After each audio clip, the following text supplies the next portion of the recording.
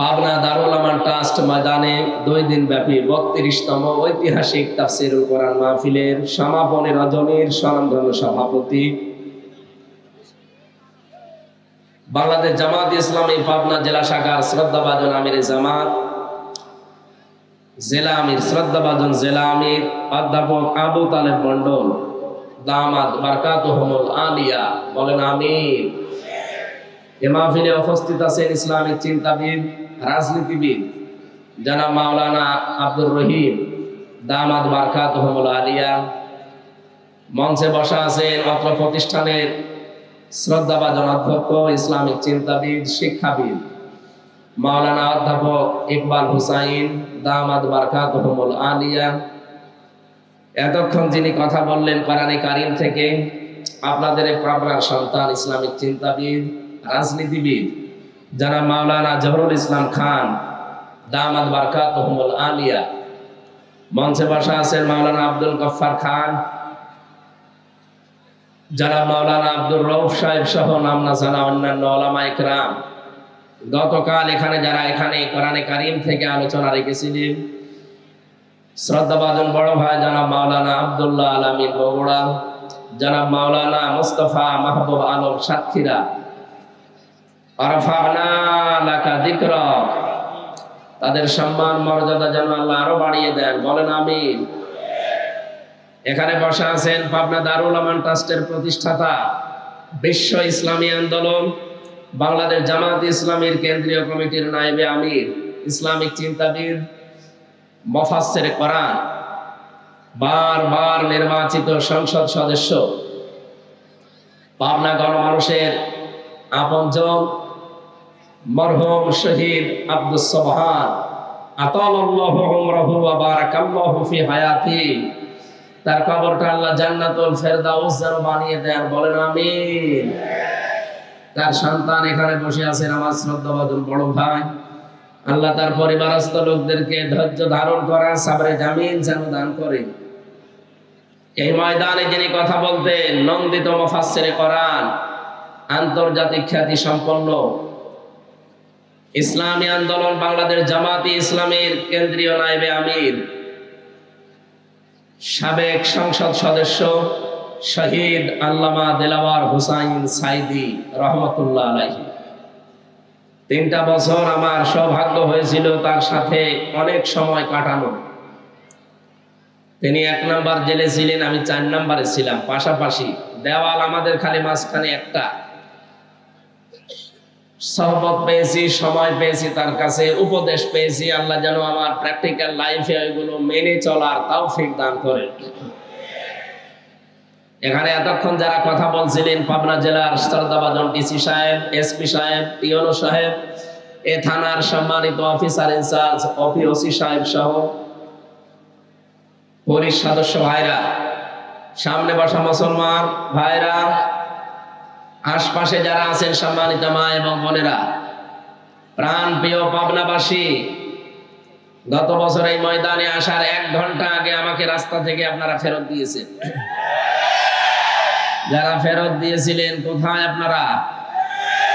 وكذلك أخذ ربك إذا أخذ القرى وهي ظالمة إن أخذه عليم شديد। সূরা হুদের 102 নম্বর আয়াতে আল্লাহ জানিয়েছেন, হে নবী, এইভাবে করে আমি যারা পাপিষ্ঠ তাদেরকে পাকড়াও করি, আর আমার ধরা বড় শক্ত ধরা, কারণ তারা জালেম ছিল। এই জন্য পৃথিবীতে সবচাইতে বড় জালেম হচ্ছে কোরআনে কারীমের কাছে না আসা। আমান আযলামু মিম্মান ইফতারা আলাল্লাহিল কাযিবা ওয়া হুয়া ইউদআ ইলাল ইসলাম আল্লাহু লা ইয়াহদিল কওমাজ জালিমিন। সূরা সফের ভেতরে আল্লাহ জানিয়েছেন, আমি আল্লাহর দৃষ্টিতে সবচাইতে বড় জালেম ওই লোকটা যাকে ইসলামের দিকে ডাকা হয় কিন্তু সে আল্লাহকে মিথ্যা প্রতিপন্ন করে। এই 15.5 বছরে এটা সবচাইতে বেশি ছিল। বলেন তো, আমি যতদিন কোরআনে কারীম হাতে নিয়ে আপনাদের ডাক দিয়েছি, আমার বাবার দিকে ডেকেছি, আমার দাদার দিকে ডেকেছি। আমি তো কোরআনের দিকেই ডাকতাম, আর আমি আন্দাজে ডাকি না, আমি বুঝে শুনে ডেকেছি। قل هذه سبيلي أدعو إلى الله على بصيرة أنا ومن اتبعني وسبحان الله وما أنا من المشركين। সূরা ইউসুফের 108 নম্বর আয়াতে আল্লাহ জানিয়েছেন, নবী আপনি বলুন এইটাই আমার পথ। এই কি আশ্চর্য, কথা বলেন কেন? কথা বলা যাবে না, যেখানে আছেন ওইভাবে থাকেন। যারা দাঁড়িয়ে আছেন, বসে আছেন, দরকার হয় বিভিন্ন জায়গা আছে, শুয়ে পড়েছে, কথা বলবেন না। কোরআন শোনার আদব, কথা বলা যাবে না। ফাসতামিউ লাহু ওয়া আনসিতু, চুপ থাকা লাগবে, মনোযোগ সহকারে শোনা লাগবে। এটা কি গানের অনুষ্ঠান? এটা ইবাদত চলছে এখন। দেখেন না কিভাবে বসে আছে। আল্লাহ তাআলা জানিয়েছেন, ওয়াইদা সামিউ মা উনজিলা ইলার রাসূলি তারা আ'য়ুনাহুম তাফিদু মিনাদ দাম'i মিম্মা আরাফু মিনাল হক। হে নবী, আপনার কাছ থেকে যখন কোরআন ওরা শ্রবণ করবে, যারা বুঝবে এর মর্ম মানিগুলো কি আল্লাহ বলতে চায় আর আমি কি করি, তখন দেখবেন ওদের চোখ দিয়ে মনের অজান্তে পানি বের হচ্ছে। এখানে কোরআনের আলোচনা ভালো করে শোনেন। কষ্ট হচ্ছে, কথা বন্ধ বলা যাবে না, সহ্য করেন। ধৈর্যের ফল মিঠা হয়, একটু ধৈর্য ধরেন ভাই। পাবনাবাসী আল্লাহ রাব্বুল আলামিন আয়াত দিয়ে জানিয়েছেন, হে নবী আপনি বলুন আমি আল্লাহর দিকে মানুষকে ডাকি, এইটাই আমার পথ। আর আমি আন্দাজে ডাকি না, আমি বুঝে শুনে ডাকি।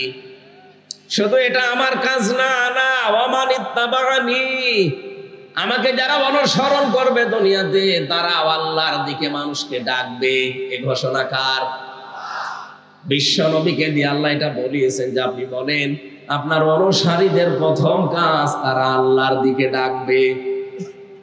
হ্যাঁ আমি জানি আল্লাহর দিকে ডাকতে গেলে কোরআনে কারীম দিয়ে আপনি ডাকবেন, দেখবেন আপনার প্রতি বিপদ আপদ মুসিবত আসতে থাকবে। অলিরব্বিকা ফাসবির, আপনার রবের জন্য আপনি তখন ধৈর্য ধারণ করবেন। জোরে বলেন সুবহানাল্লাহ। সেই ধৈর্যটার সামনে নিয়ে আল্লাহ আমাদেরকে তিনটা বছর ফাঁসির ওই কন্ডেম সেলের ভেতরে ওই জালেমরা রেখেছিল। আল্লাহ ধৈর্যও দিয়েছিলেন, কারণ 3টা বছর ওরা আমাকে যোগাযোগ করতেও দেয়নি। বাইরে কারা আছে, কারা মরে গেছে আমি তাও জানতাম না, কারণ আমার মামলা দিয়েছে একটা ঠুনকো মামলা। অথচ রাখতো আমারে মার্ডার মামলার আসামি যেখানে থাকে ওই কন্ডেম সেলের ভেতরে। খাওয়া দাওয়া ঠিক মতো দিত না, কষ্ট এত বেশি দিয়েছে। এমনিতেই মানুষ যোগাযোগ বিচ্ছিন্ন হয়ে গেলে লোকটা পাগল হয়ে যায়। আপনারা আয়না ঘর থেকে যারা বের হয়ে আসে, বাস্তবে চেহারার দিকে তাকবেন, লোকটা কিন্তু এলোমেলো করে তাকায়।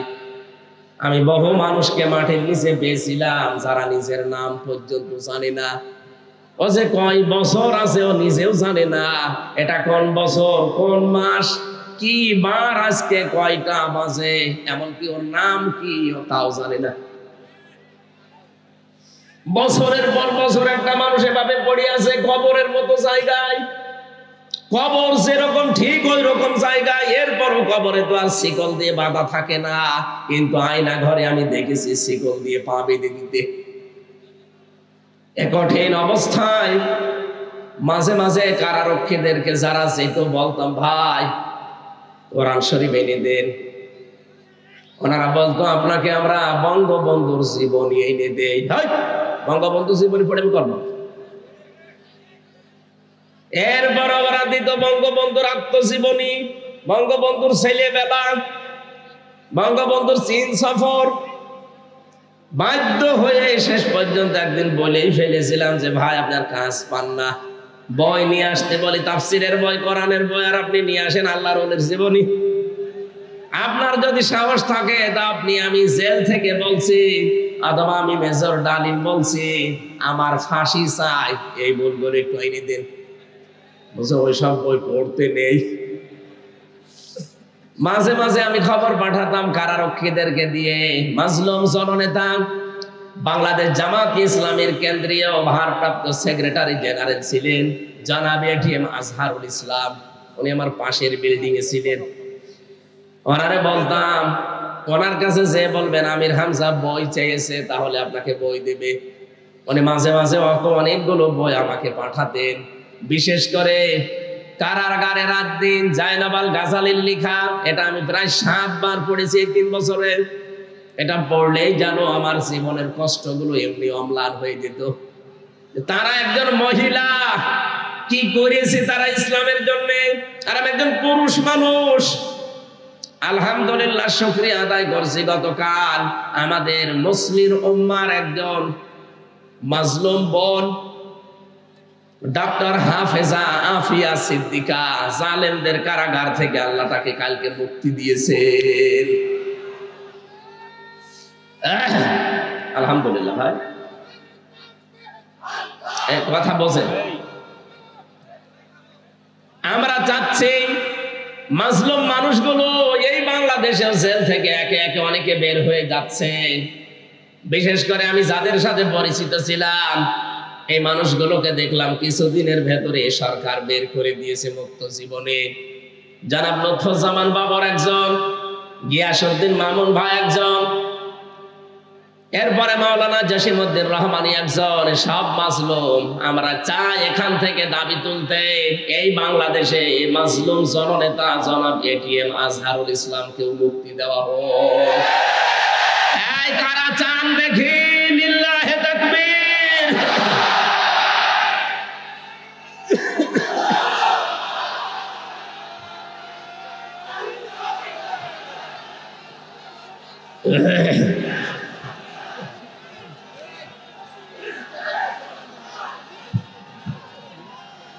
আলহামদুলিল্লাহ।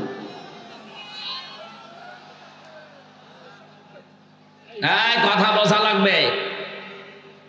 এ মুক্তি আমি এমনিতে চাইনি। কোরআনে কারিমের সূরা ফাতাহ 18 নম্বর আয়াতের তাফসীর আমি আজকেও পড়ছিলাম। এখানে আওয়াজ হয় বেশি, কি সমস্যা কি?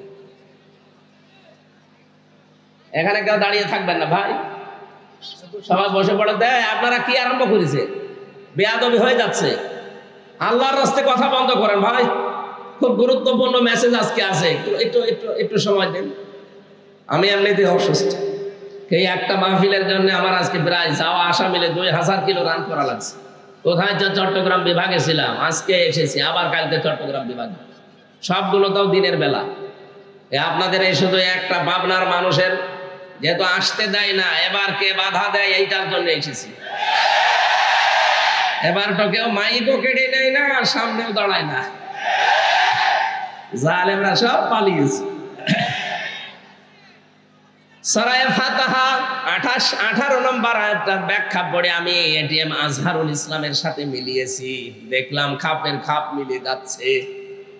1500 বছর আগে হুদায়বিয়ার যে সন্ধির কথা আমরা শুনি, বিশ্ব নবী 1400 সাহাবী নিয়ে এসেছিলেন হজ করার জন্য। কাফেররা হুদায়বিয়া নামক জায়গায় তাকে বাধা দিল। হযরত ওসমানকে নবীজি বললেন, যাও সমঝোতা করে এসো। হযরত ওসমান বিন আফফান রাদিয়াল্লাহু তাআলা আনহু গিয়েছে। তারা ওসমানকে আটক করার পরে ঘোষণা দিয়েছে, কতিলা ওসমান ইবনে আফফান রাদিয়াল্লাহু তাআলা আনহু। ওসমান ইবনে আফফানকে হত্যা করা হয়েছে, মেরে ফেলা হয়েছে। নবীজি কথাটা শুনলেন, সঙ্গে সঙ্গে সাহাবীদেরকে ডাক দিয়ে বললেন, তাবুর সামনে হাজির হয়ে যাও। এহরামের যে কাপড় পরা আছে খুলে ফেলো, সাধারণ কাপড় পরিধান করো। অনেকে রোজা রেখেছে, রোজা সব ভেঙে ফেলো। এখন আবার নতুন করে শরীরে শক্তি সঞ্চয় করো। এই যে বাবলা গাছের নিচে আমি হাতটা ফেলে দিলাম, আমার হাতের উপরে তোমরা হাত নিয়ে শপথ বাক্য পাঠ করো। রব্বুল আলামিন বলেন, লাকাদ রাদিয়াল্লাহু আনিল মুমিনিনা ইয ইউবাইউনাকা তাহতাশ শাজারাতি ফাআলিমা মা ফি কুলুবিহিম ফানজালাস সাকিনাতা আলাইহিম ওয়া আসাবাহুম ফাতহান করিবা।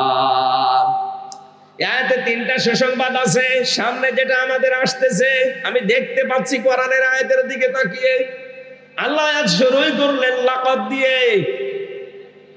আল্লাহ পাক বলেন অবশ্যই আমি আল্লাহ রাদিয়াল্লাহ, আমি রাজি হয়ে গেছি।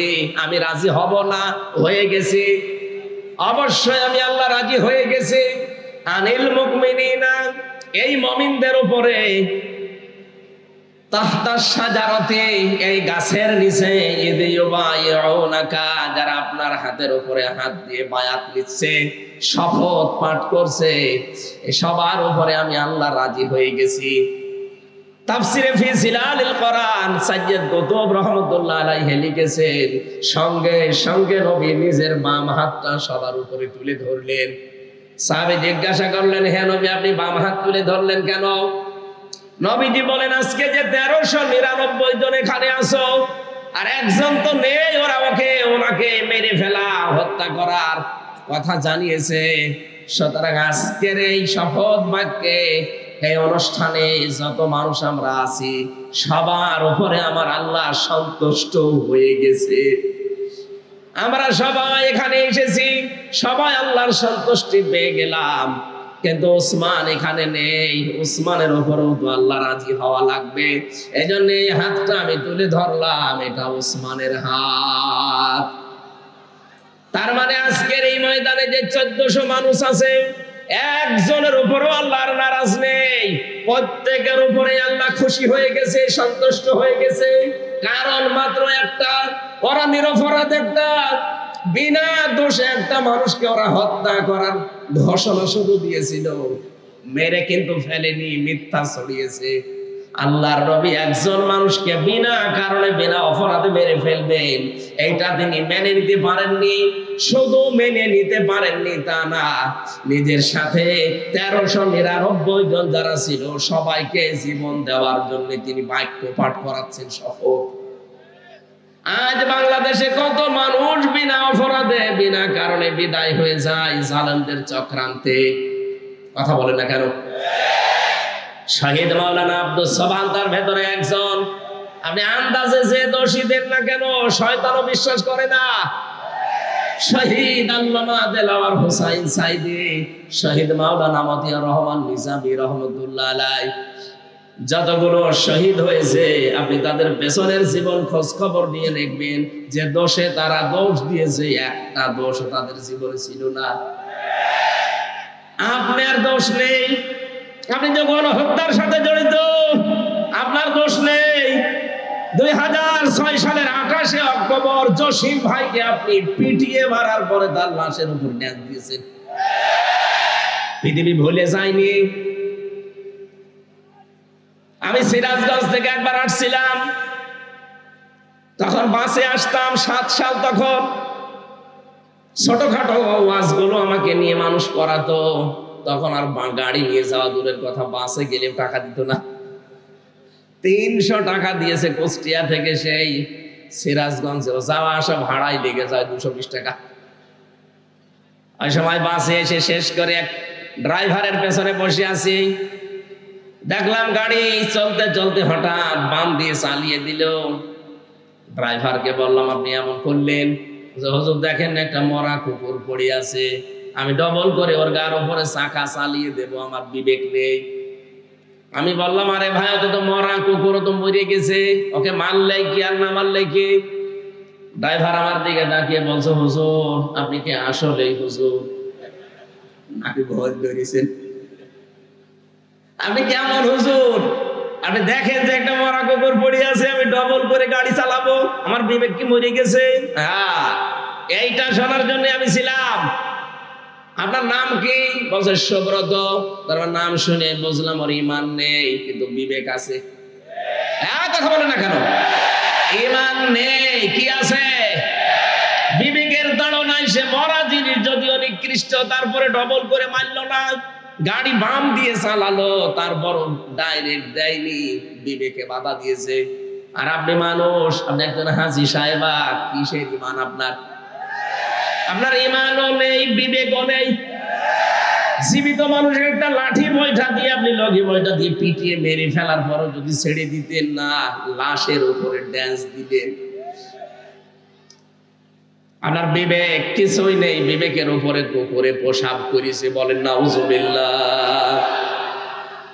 এই জন্য আমরা এই বাংলার 18 কোটি মানুষ এখন চাই 2006 28 অক্টোবর থেকে শুরু করে 24 সালের 5 অক্টোবর পর্যন্ত যত মানুষ হত্যা হয়েছে প্রতিটি হত্যার বিচার করা লাগবে। কথা বলেন না কেন? ওরা একজন মানুষকে হত্যার কথা জানিয়েছে, এই জন্য যদি নবী 1399 জন রেডি করেননি, ফরজ 2টা বিধান লঙ্ঘন করেছেন, একটা হজ আর একটা রোজা, বলে পরে করে নেব, আগে হত্যার বিচার না করে কোনোদিন আর মদিনায় ফেরত যাব না। ওরা এই ঘোষণা শোনার পরে হযরত ওসমানকে ছেড়ে দিয়েছে। আমার তো মনে হচ্ছে আজকের এই বিশ্বে 210 কোটি মুসলমান আমরা তামাম দুনিয়ায়, কত 57টা মুসলিম রাষ্ট্র, এতগুলো মুসলিম রাষ্ট্র থেকে যদি একবারে এই মুসলিম লোকটার পক্ষে আমরা আওয়াজ তুলতে পারি যে না, বিনা অপরাধে কাউকে আমরা মেরে ফেলতে দেব না, আর কতদিন রাখবেন আপনি এভাবে কষ্ট দিয়ে? আমার মনে হয় আমরা যদি শপথ বাক্য পাঠ করতে পারি, ওই 1399 জনের উপরে আল্লাহ যেমন রাজি হয়ে গিয়েছিলেন, আমাদের উপরও আল্লাহ রাজি হয়ে যাবেন। কিন্তু পরে 3টা কথা আছে, ফালিমা মা ফি কুলুবিহিম, আল্লাহ পাক বলেন তাদের মনে যেটা ছিল ওইটা কিন্তু আমি জানতাম। সুতরাং আমাদের মনের কথা না মুখের কথা এটা কিন্তু আল্লাহ জানেন। এই মাজলুম লোকটাকে জেলখানার অন্ধ প্রকোষ্ঠ থেকে বের করতে আমরা যেটা বললাম, এটাকে আমাদের মুখের কথা না মনের কথা? আরো জোরে বলেন। আল্লাহ বলেন মনের কথা যদি হয়, ফানজালাস সাকিনাতা আলাইহিম, তাদের উপরে আল্লাহর রহমত সাকিনা এটা নাজিল হবে, ওয়াসাবাহুম ফাতাহান করিবা, তাদেরকে একটা আচ্ছন্ন নিকটবর্তী বিজয়ের সুসংবাদ আল্লাহ দেবেন। এই আয়াত অনুযায়ী সামনে আমরা যেটা দেখতে পাচ্ছি, এই বাংলাদেশে মাজলুমদের পক্ষে থাকলে আল্লাহর সাকিনা পাওয়া যাবে, আল্লাহর সুনির্দিষ্ট বিজয় আমাদের সামনে আসবে। এই বিজয় আমরা দেখতে পাই না, দেখতে পাই তখন যখন দেখি অন্য ধর্মের মানুষেরা এই কথা জানায় যে 54 বছর আমরা বহু কিছু দেখেছি, শান্তি পাইনি, আমরা এখন দেখতে চাই এই দেশে আল্লাহর কোরআনে কারিমের বিধান কায়েম হয়েছে। সুতরাং সত্যের পক্ষে, ন্যায়ের পক্ষে, ইনসাফের পক্ষে আমাদের দাঁড়ানো লাগবে। আজকের এই আহ্বান এই আয়াত থেকে সুনিশ্চিত এবং নিকটবর্তী বিজয়ের সুসংবাদ আল্লাহর পক্ষ থেকে পাওয়া যাবে, যেটা আল্লাহ আমাদেরকে সামনে দেখিয়ে দিচ্ছেন। সকলে বলেন আমিন। দরুদ আর সালাম পাঠের মাধ্যমে আজকের তেলাওয়াত কিন্তু আয়াত থেকে আমরা আরম্ভ করছি। আমি কোরআনে কারিমের সূরা মুদ্দাসসির 7টা আয়াত পড়েছি। এত আয়াত আমি তাফসীর মাহফিলে পড়ি না, আজকে একটু বেশি হয়ে গেছে। আপনারা সময় দেবেন না ইনশাআল্লাহ? আমার শরীর যেন সাপোর্ট দেয়, সকলে বলেন আমিন। সূরা মুদ্দাসসির, নবীজিকে আল্লাহ পুরা কোরআনে 7টা নাম ধরে ডাক দিয়েছিলেন, তার ভেতরে মুদ্দাসসির একটা। প্রথম যে আয়াতগুলো কোরআনের নাজিল হয় এই পৃথিবীতে, আমরা জানি অনেকে এই সূরা আলাকের প্রথম 5 আয়াত, তো অনেক তাফসীর কারক লিখেছে না, প্রথম আয়াত নাজিল হওয়া কোরআনে কারিমের এই সূরা মুদ্দাসসিরের প্রথমে এই 7টা আয়াত। 2টা বর্ণনায় ঠিক আছে। প্রথমটা নাজিল হওয়ার পরে নবীজি যখন হেরা গুহায় বিশ্বনবী মুহাম্মদ রাসূলুল্লাহর কাছে ফেরেশতা এসে বলেন, ইয়া মুহাম্মদ ইকরা, নবীজি বললেন মা আনা বিকারি, আমি পড়তে পারবো না, আমি পড়তে জানি না। এই শব্দটা আমি বাংলা অর্থে মিলাতে পারি না, এখানে বাংলা অর্থ হবে আমি পড়তে পারবো না। পড়তে পারবেন না মানে আমি বলে বলে দে, আপনি পড়েন ইকরা ইকরা ইকরা। এদিকে তাকান, গুরুত্বপূর্ণ একটা তথ্য এখানে আছে। তিনবার তিনি বললেন মুহাম্মদ পড়েন, তিনি বললেন আমি পড়তে পারবো না, আমি পড়তে জানি না। এ শব্দ আমরা যদিও বাংলায় অর্থ করি, বাংলা অর্থ হবে আমি পড়তে পারবো না। কেন পারবেন না? ফেরেশতা জিবরাইল 4বার যখন বললেন ইকরা বিসমি রাব্বিকাল্লাযী খালাক খালাকাল ইনসানা মিন আলাক ইকরা ওয়া রাব্বুকাল আকরামুল্লাযী আল্লামা বিল কলাম আল্লামাল ইনসানা মা লাম ইয়ালাম। জিবরাইলের পড়া শেষ। এটা তাফসীরে হাক্কানি থেকে বলছি। সঙ্গে সঙ্গে নবীজি আরম্ভ করলেন বিসমি রাব্বিকাল্লাযী খালাক। জিবরাইল জিজ্ঞাসা করেছিলেন, নবী হে মুহাম্মদ, 3 বার আপনাকে আমি বললাম পড়তে, আপনি পড়লেন না। এবার আমি 5টা আয়াত পর তেলাওয়াত করলাম, আপনি যে আরম্ভ করে দিলেন। নবীজি প্রশ্ন ছড়ে দিলেন, ইয়া আখি জিবরাইল, হে ভাই জিবরাইল, বারবার আপনি আমাকে শুধু বলেন যে পড়ো পড়ো পড়ো, আমি কি পড়বো? আমি তো যার তার নামে পড়তে পারি না, আমি তো দরগার নামে, দুর্গার নামে, বাবার নামে পড়তে পারি না। যখন এই বলেছেন বিসমি রাব্বিকা, রবের নামে পড়েন, আমি কিন্তু আর দেরি করি নাই, এমনকি 1 আয়াতও পড়ি নাই, সঙ্গে সঙ্গে আপনার সাথে আমি 5 আয়াত পড়েছি। জোরে বলেন আল্লাহু আকবার। এখান থেকে নবীজি তার উম্মতদেরকে কিয়ামত পর্যন্ত শিক্ষা দিতে চাইলেন, আমার উম্মতেরা, পৃথিবীতে যদি লেখাপড়া করতে হয়, এই পৃথিবীর কারো নামে পড়া জায়েজ নেই, পড়তে হবে কার নামে? আরো জোরে বলেন, কার নামে? এই পাবনা দারুল আমান ট্রাস্টে পড়া হয় কার নামে? এ বাংলাদেশে বহু প্রতিষ্ঠান আছে যেখানে আল্লাহর নামে পড়া এখনো আরম্ভ হয়নি, যেখানে বাবার নামে পড়া হয় না। আমরা যারা দায়িত্বে আছেন, শিক্ষা মন্ত্রণালয়ে যারা দায়িত্বে আছেন, তাদেরকে আমরা 96% মুসলমানের দেশে উদারত আহ্বান জানাচ্ছি, শিক্ষা ব্যবস্থা আল্লাহর নামে পড়া আরম্ভ করা লাগবে। আপনারা এই দাবির পক্ষে আছেন না? বলেন। শুনলাম 154টা এখনো পর্যন্ত এই দেশে মাদ্রাসা লাইনে যারা আছে, তাদের এই প্রতিষ্ঠানগুলো এখনো পর্যন্ত কার্যকর ভূমিকায় যায়নি। বিশেষ করে শিক্ষার দায়িত্বে যারা আছেন, ধর্ম উপদেষ্টা হিসাবে যিনি এখন দায়িত্বে আছেন ডক্টর আফামা খালিদ সাহেব, উনি অলরেডি বাংলাদেশের মসজিদের খতিব, ইমাম এবং মুয়াজ্জিনদেরকে সরকারিভাবে, বিশেষ করে পশ্চিমবঙ্গের মতো, তাদের ভাতার ব্যবস্থা অলরেডি করছে। এটা যদি কায়েম হয়, এই দেশে যতগুলো প্রতিষ্ঠান আছে, বিশেষ করে বাঁকা চোখে দেখা হয় যাদেরকে আল্লাহর নামে পড়ানো হয়, এই জন্য বাঁকা চোখে দেখা হয়। 96% মুসলমানের দেশে আমরা আহ্বান জানাবো, এইগুলো তাড়াতাড়ি কলেজের মতো এমপিওভুক্ত করা হোক, কি সরকারিকরণ করা হোক, এটা আমরা চাই না। তাহলে তখন এই 2 টাকা 5 টাকার জন্য আপনার পেছনে ঘোরা লাগবে না তাদের। নবীজি বললেন, জিবরাইল বারবার আমাকে বলেন যে পড়ো পড়ো পড়ো, আমি পড়বো কি? যখনই বলেছে বিসমি রাব্বিকা, রবের নামে, তখন আমি আর দেরি করি না। সুতরাং আহ্বান জানাবো আমাদের ছেলে মেয়ে যাদের আছে, এইরকম প্রতিষ্ঠান যেখানে পাবেন, অন্তত 3 থেকে 5 বছর আপনি ছোটকালে তাদেরকে কোরআনের সাথে সম্পৃক্ত করার জন্য পড়াবেন। কারণ কোরআনের সাথে সম্পর্ক মানে রবের সাথে সম্পর্ক। কথা বলেন ঠিক কিনা? 3 থেকে 5 বছর আপনি একটু চেষ্টা চালান, এরপর আপনার ছেলেকে আপনি ডক্টর বানান, ডাক্তার বানান, ইঞ্জিনিয়ার বানান, ডিসি বানান, এসপি বানান, যা বানাবেন কোনো অসুবিধা নেই। শুধুমাত্র এখানে 3 থেকে 5 বছর এরকম যত প্রতিষ্ঠান বাংলাদেশে আছে যেখানে কোরআনের শিক্ষা দিয়ে রবের সাথে সম্পর্ক করা হয়, আমি 2টা গ্যারান্টি আপনাকে দিতে পারি। এই 3 বছর 5 বছরের কারণে আপনার ছেলে কোনোদিন নেশা করবে না। 2 নম্বরে, কোনোদিন শেষ বয়সে আপনাকে বৃদ্ধাশ্রমে রেখে আসবে না। কয়েকদিন আগে আমি নীলফামারীর কিশোরগঞ্জ থানায় গিয়েছিলাম, ওরা আমাকে বৃদ্ধাশ্রমে নিয়ে গেল দেখার জন্য। যে দেখি এইদিকে 25 জন, এইদিকে 25 জন, 50 জন মা আর বাবা বসে আছে। এদের চেহারার দিকে তাকিয়ে আমি বুঝতে পেরেছি সবাই তার সন্তানের জন্য বরদোয়া করছে। তাদেরও তো আমাদের মতো ছেলে মেয়ে নেই। কথা বলেন না কেন? আমি 2 জনের সাথে কথা বলেছিলাম, একজনের ছেলে ডিসি আর একজনের ছেলে আমেরিকায় থাকে, অথচ মা আর বাবা 2 জন বৃদ্ধাশ্রমে, চোখের ভেতরে ছলছল করছে পানি। আপনি আজ পর্যন্ত শুনেছেন যে কোরআন জানে, হাদিস জানে, আলেম না, শুধু কোরআনের জ্ঞান আছে, আল্লাহ সম্পর্কে জ্ঞান রাখে, এরকম কোন মানুষ তার মা বাবাকে বৃদ্ধাশ্রমে রেখে দিয়েছে?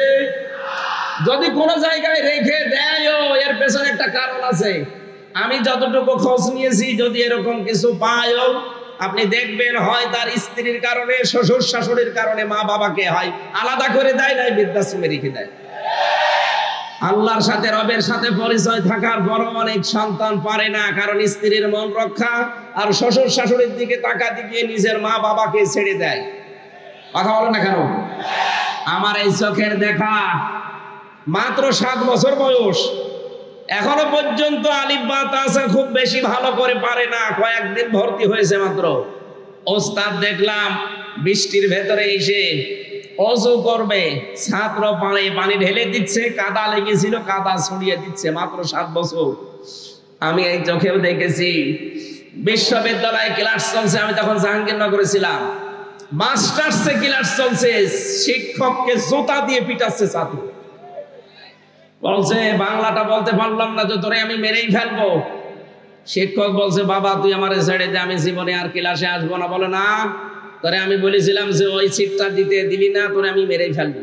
ওইটাও ছাত্র, এটাও ছাত্র, ওইটা অলরেডি মাস্টার্সে পড়ছে, জানোয়ার হয়ে গেছে, আর এটা এখনো আলিফ বা শেষ হয়নি, এটা মানুষের মতো মানুষ হচ্ছে। কথা বলেন না কেন? এই জন্য আহ্বান জানাচ্ছি, রবের নামে পড়া আরম্ভ করা লাগবে।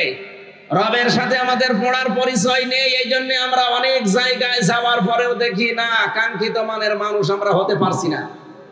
এই জন্য ইন্নাল্লাযীনা আমানু ওয়া আমিলুস সলিহাত, সারা জীবনে আয়াতের ব্যাখ্যা শুনিয়েছে, যারা ঈমান আনে আর নেক আমল করে। না, সালেহ শব্দের শাব্দিক অর্থ শুধু নেক নয়, শুধু সৎ নয়, সালেহ মানে যোগ্য। সালেহ মানে কি? আমরা যারা বলি আল্লাহর আইন চাই, সৎ লোকের শাসন চাই, সৎ হওয়া লাগবে এবং লোকটাকে যোগ্য হওয়া লাগবে। বহু মানুষ আমরা সৎ দেখেছি এই দেশে, দেখতে তো ভালোই লাগতো, মনে হয়তো যে আসমান থেকে পালিয়ে এসেছে দরবেশ, কিন্তু এত বড় অসৎ মানুষ বাংলাদেশে আর নেই। কথা বলে না কেন? আমি নিজে দেখেছি, আমার মাথায় যখন দড়ি দিয়ে কোর্টের বারান্দা নিয়ে দিয়ে যাচ্ছিল, এই দরবেশ বাবা আমার সামনে ছিল। উনি ম্যাজিস্ট্রেটের কক্ষে প্রবেশ করলো, করে কি যেন বলে আসলো, আসার পরে আমারে দেখে উনি হাসি দিল। হাসি দেওয়ার পরে এটা জানিয়ে চোখ টিপ দিয়ে এইটাই জানাতে চেয়েছে যে দেখেন কেমন লাগে। আজ যখন দরবেশকে দাড়ি কাটা অবস্থায় নিয়ে যায়, আমারও মাঝে মাঝে মনে হয় ওনার ওই কথাটা, দেখ কেমন লাগে। যদিও এটা আমি মন থেকে বলি না, বিপদে পড়লে আসলে উপহাস করা ঠিক না, কিন্তু ওনারা যা করেছে আল্লাহ মনে হচ্ছে উল্টিয়ে ওইটা ওনাদের উপরে ফেলেছে।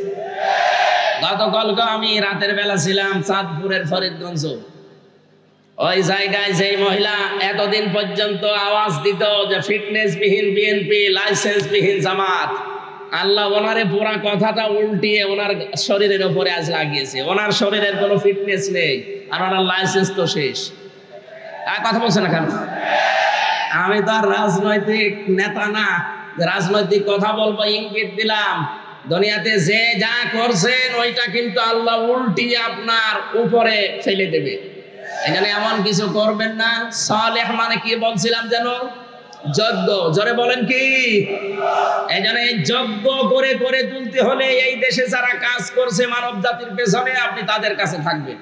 কারা কাজ করছে আপনার বিবেক আছে, আপনি দেখে নিন। যারা ছোটবেলা থেকে গড়ে তুলতে চায় আপনার সন্তানকে, আপনার ছেলেকে, আপনার মেয়েকে, আমি যেহেতু এখনো পর্যন্ত এরকম বয়সে আছি, এজন্য আমার এই চোখে আমি যা দেখতে পাচ্ছি তাই আপনাকে শোনাচ্ছি।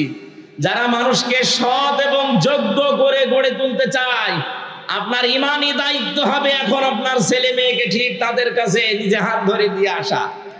নয়তো শেষ বয়সে আপনাকে বৃদ্ধাশ্রমে থাকা লাগবে, অথবা আপনার ছেলেকে দেখবেন বিভিন্ন নেশা ভান করে আপনার সামনে এসে উল্টাপাল্টা গালিগালাজ করছে।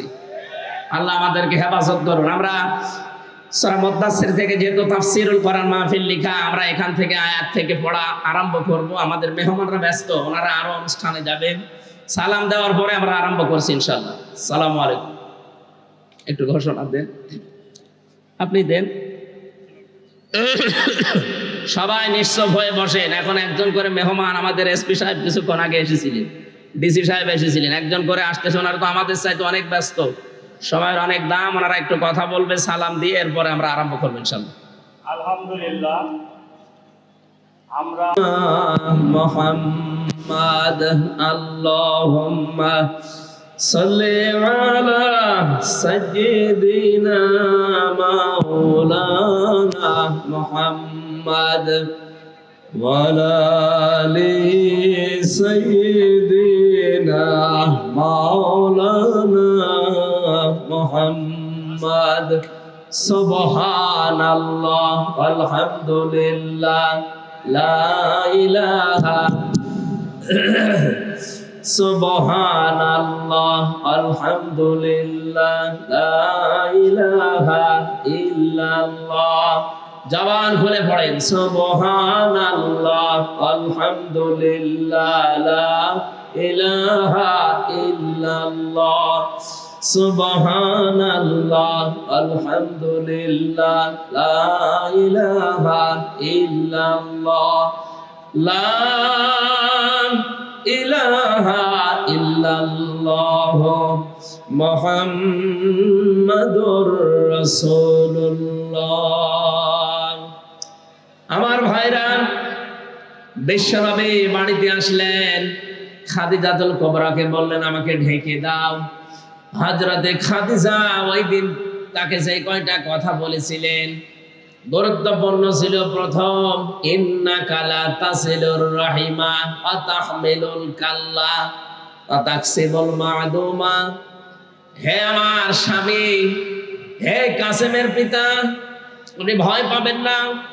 কোন জ্যেষ্ঠ জিন পরী এগুলো আপনাকে ভয় দেখাতে পারে না, কারণ এই পৃথিবীতে আপনি মানুষের সম্পর্ক রক্ষা করে চলেন। পাবনাবাসী হযরতে খাদিজাতুল কুবরার এই কথা থেকে প্রতীয়মান হয় যে মানুষ আমরা দুনিয়াতে মানুষের সম্পর্ক ঠিক রাখতে পারি, বিশেষ করে আত্মীয়তার সম্পর্ক, রক্তের সম্পর্ক, দলীয় সম্পর্ক, জনগণের সম্পর্ক, এগুলো যারা এই পৃথিবীতে আমরা ঠিক রাখতে পারি তাদের ভেতর থেকে যত রকমের ভয় আছে আমার আল্লাহ নিজের পক্ষ থেকে দূর করে দেন। বলেন সুবহানাল্লাহ। এই কথাটা জানাতে এই রজব মাসে বিশ্ব নবীকে এখান থেকে লক্ষ লক্ষ মাইল দূরের পথ 27টা বছর তাকে আল্লাহ নিজের কাছে রেখে মাত্র 14টা জিনিস যে তাকে শিখিয়েছিলেন, তার প্রথম নাম্বারে এই সম্পর্কটা রব্বুল আলামিন তাকে জানিয়ে দিলেন, ক্বাদা রাব্বুকা আল্লা তা'বুদু ইল্লা ইয়্যাহু ওয়া বিল ওয়ালিদাইনি ইহসানা। খুব ভালো করে শুনবেন। 53টা বছর, 40 বছরে তিনি নবুয়ত পাওয়ার পরে 13টা বছর জুলুম, অত্যাচার, নির্যাতনের স্টিম রোলার তার উপরে চলছে। তিনি 3 বছর শিয়াবে আবি তালিবের 3টা বছর তিনি জেলখানায় ছিলেন।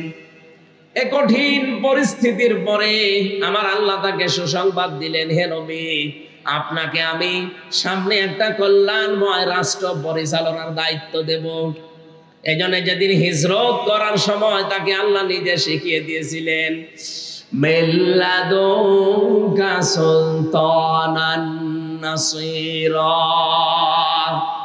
হে নবী, আপনি এই কঠিন মুহূর্ত পার করবেন। আজকে চারিদিকে 24 জন কাফের আপনাকে ঘিরে রেখেছে। আপনার বাড়ি এখান থেকে পথও সেরকম না, বিশাল কঙ্কটারণী, কঙ্কটা কাঁটাযুক্ত এরকম কঠিন একটা পথ আপনাকে পাড়ি দেওয়া লাগবে, প্রায় 600 কিলোমিটারের মতো, 450 মাইল।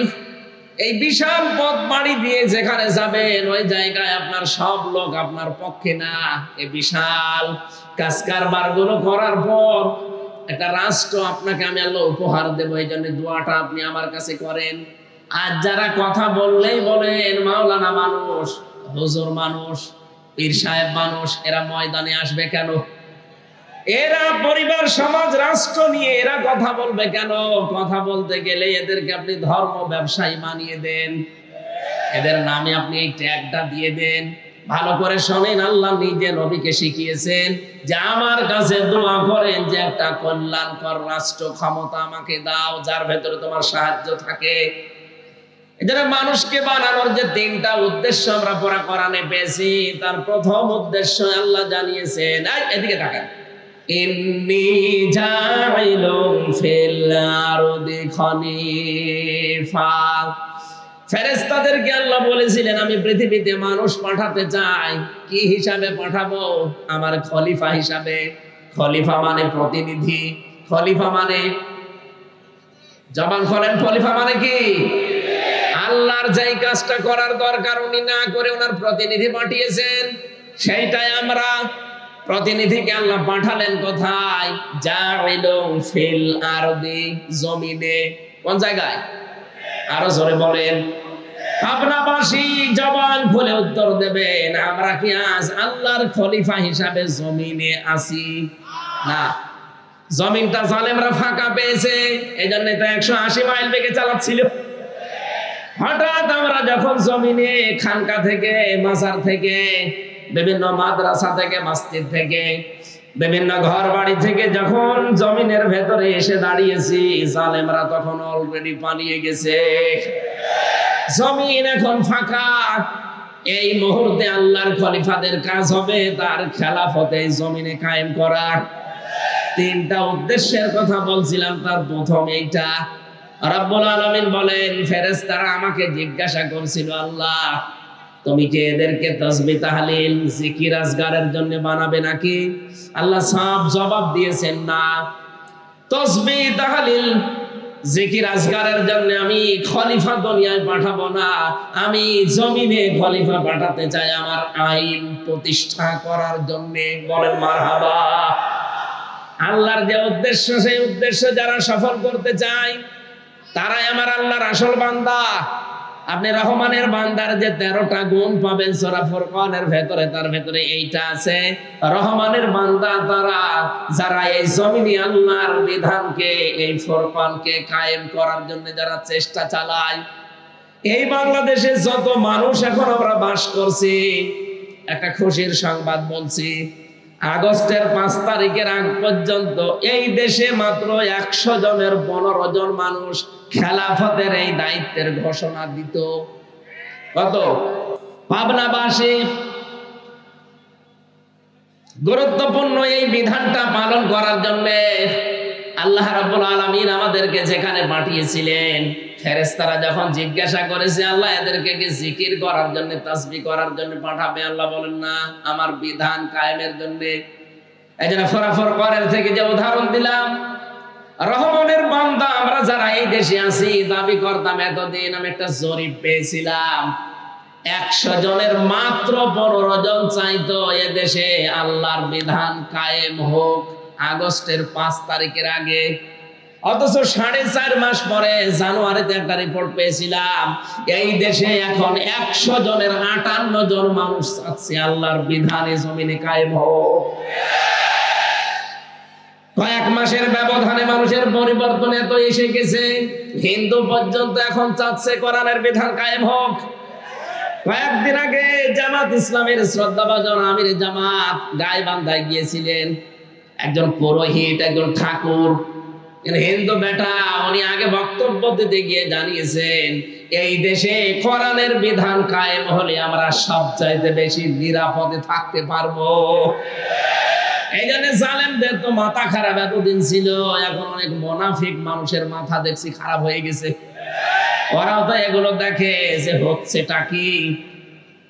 এই জন্য মাওলানা মিজানুর রহমান আজহারী একটা কি যেন টাচ দিয়েছে, অনেকের মাথায় গিয়ে লেগেছে।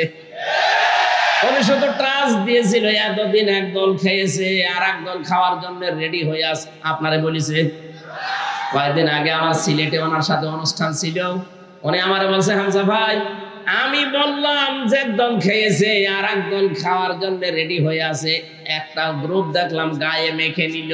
কারণ কি? আমি তো আর কাউকে উদ্দেশ্য করে বলি নাই। এই দেশে 48টা প্রায় নিবন্ধিত দল, আরো আছে নিবন্ধনের বাইরে, সব মিলে প্রায় 73টার উপরে। কারো গায়ে লাগে না, আপনার গায়ে লেগেছে কোন কারণে? তার মানে অবশ্যই আপনি এরকম কিছু করবেন বলে আশা করি আছে। গত 2 দিন আগে একজন ঘোষণা দিয়েছে যে 15.5 বছরে কোরআনের কথা বলতে হলে তো অনুমতি নেওয়া লাগতো, আমরা যদি যেতে পারি অনুমতি দেব না। আরে ভাই, আপনি এই কথাটা আগেই বলে ফেললেন, কদিন পরে বলতে পারতেন না? জনগণ তো সব জেনে ফেললো। আপনার যে আশা ছিল, আশায় গড়ে বালি। কথা বলো না কেন? এদেশে আর কিছু থাক বা না থাক, কোরআনে কারিম দেশে থাকবে ইনশাআল্লাহ। 4.5 মাসে যদি 15 থেকে 58 হয়ে যায়, আর 4.5 মাস যেতে দেন, আমার তো চোখে দেখা এই দেশে 100 জনের 100 জন মানুষ বলবে আমরা কোরআন চাই। আমরা চাই না। কারা চান দেখি? লিল্লাহি তাকবীর।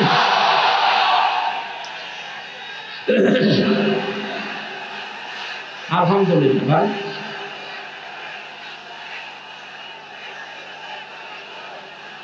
আমার ভাইরা কথা বলছেন,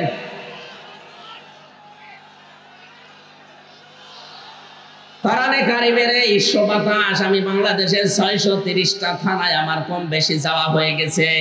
আমি দেখতে পাচ্ছি এদেশের মুসলমান, হিন্দু, বৌদ্ধ, খ্রিস্টান নেই, মানুষ পদবাচ্চে যারা বিবেচিত সবাই এক বাক্যে আওয়াজ তুলছে আমরা কোরআনের বিধান চাই। কিছু ক্যান্সার আছে, এরা হয়তো মাথা খারাপ, এই কারণে বলছে কিছু চাই না, আগে থালা দেন। থালা কি করবেন?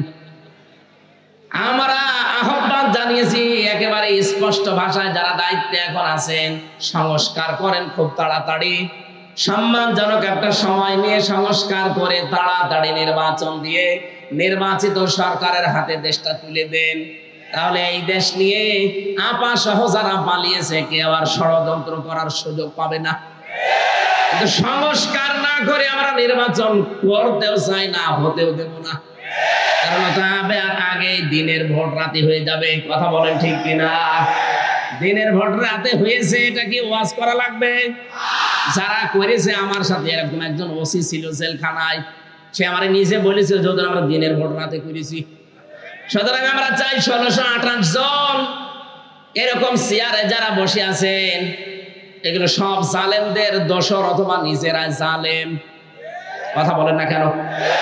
এরা এই তিনটা টার্মে এই জালেমা জালেমদেরকে এরা টিকিয়ে রাখার জন্য সর্বাত্মক চেষ্টা চালিয়েছে। আমরা চাই খুব তাড়াতাড়ি ওদেরকে চেয়ার থেকে নামিয়ে এই 15.5 বছরে যারা বৈষম্যের শিকার ছিল তাদেরকে চেয়ারে বসান। কথা বলেন না কেন? নয়তো এভাবে যদি আবার আমতা করে দিয়ে দেওয়া হয়, একবারে ডিক্লিয়ার দিয়ে দেবে 154 জন, দিনের ভোট রাতে হয়ে যাবে, আগে যা ছিল তাই। তাহলে তো ওরাই থাকা ভালো ছিল।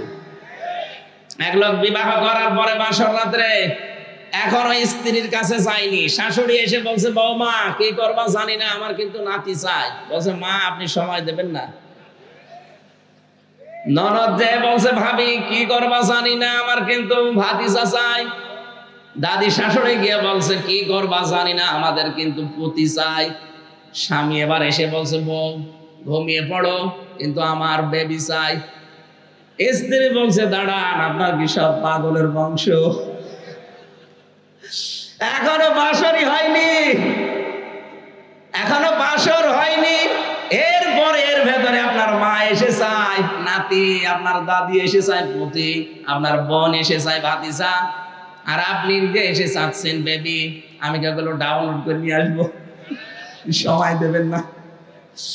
আগে অন্তত বাসর হোক, অন্তত 10 মাস 10 দিন সময় দেন, তারপরে যে যা চেয়েছেন সবগুলোই দেব, কিন্তু আমার 1 বছর সময় দেওয়া লাগবে। কথা বলেন ঠিক কিনা? আরে ভাই, যারা দায়িত্ব নিয়েছে এরা তো একটাও রাজনীতিবিদ না, সব ব্যবসায়ী, এক একজন এক এক দিকের। তাই আপনি 1 বছরও সময় দিলেন না, বেবি ডাক শুনবেন কি করে? এই জন্য আমরা কাঙ্ক্ষিত মানের সময় দিতে চাই, সম্মানজনক সময় নিয়ে তারা খুব তাড়াতাড়ি সংস্কার করে এদেশে এমন জায়গায় নিয়ে যাক যেন আমার ভোট আমি দেব, যাকে খুশি তাকে দেব। কথা বলি আমার ভাইরা, বিশ্বনবী মুহাম্মদ রাসূলুল্লাহ আল্লাহ রাব্বুল আলামিন তাকে ডাক দিয়ে বললেন, হে নবী, আপনি আমার কাছে এই দোয়াটা করেন যে আমি রাষ্ট্রীয় ক্ষমতা চাই। আর যারা এই দেশে এই কথা আহ্বান জানায় আপনাদেরকে যে আমরা রাষ্ট্রীয় ক্ষমতায় যেতে চাই, কারণ আমরা এই কোরআনে কারিমকে প্রতিষ্ঠা করতে চাই, ওদের মনের ভেতরে যদি দুনিয়ার কোনো কামনা বাসনা থাকে, আপনি মাস্ট বি তার পেছনে থাকবেন না। এই কথা বুঝতেছেন?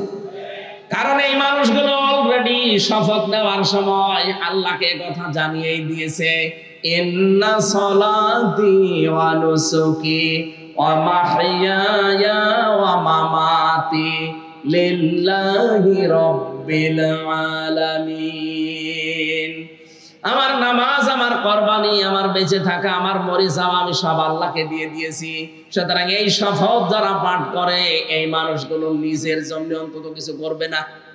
যদি করে সে মুনাফিক হয়ে কিয়ামতে উঠবে, কারণ সে আল্লাহর কাছে অঙ্গীকার দিয়েছে। কথা বলেন না কেন?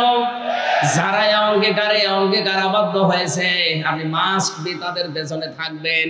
কারণ ওই মানুষগুলো তার জীবন মরণ, নামাজ, ত্যাগ, তিতিক্ষা, কোরবানি অলরেডি আল্লাহকে দিয়ে দিয়েছে, ঘোষণা দিয়েছে। এই এরা এত আওয়াজ করে কেন?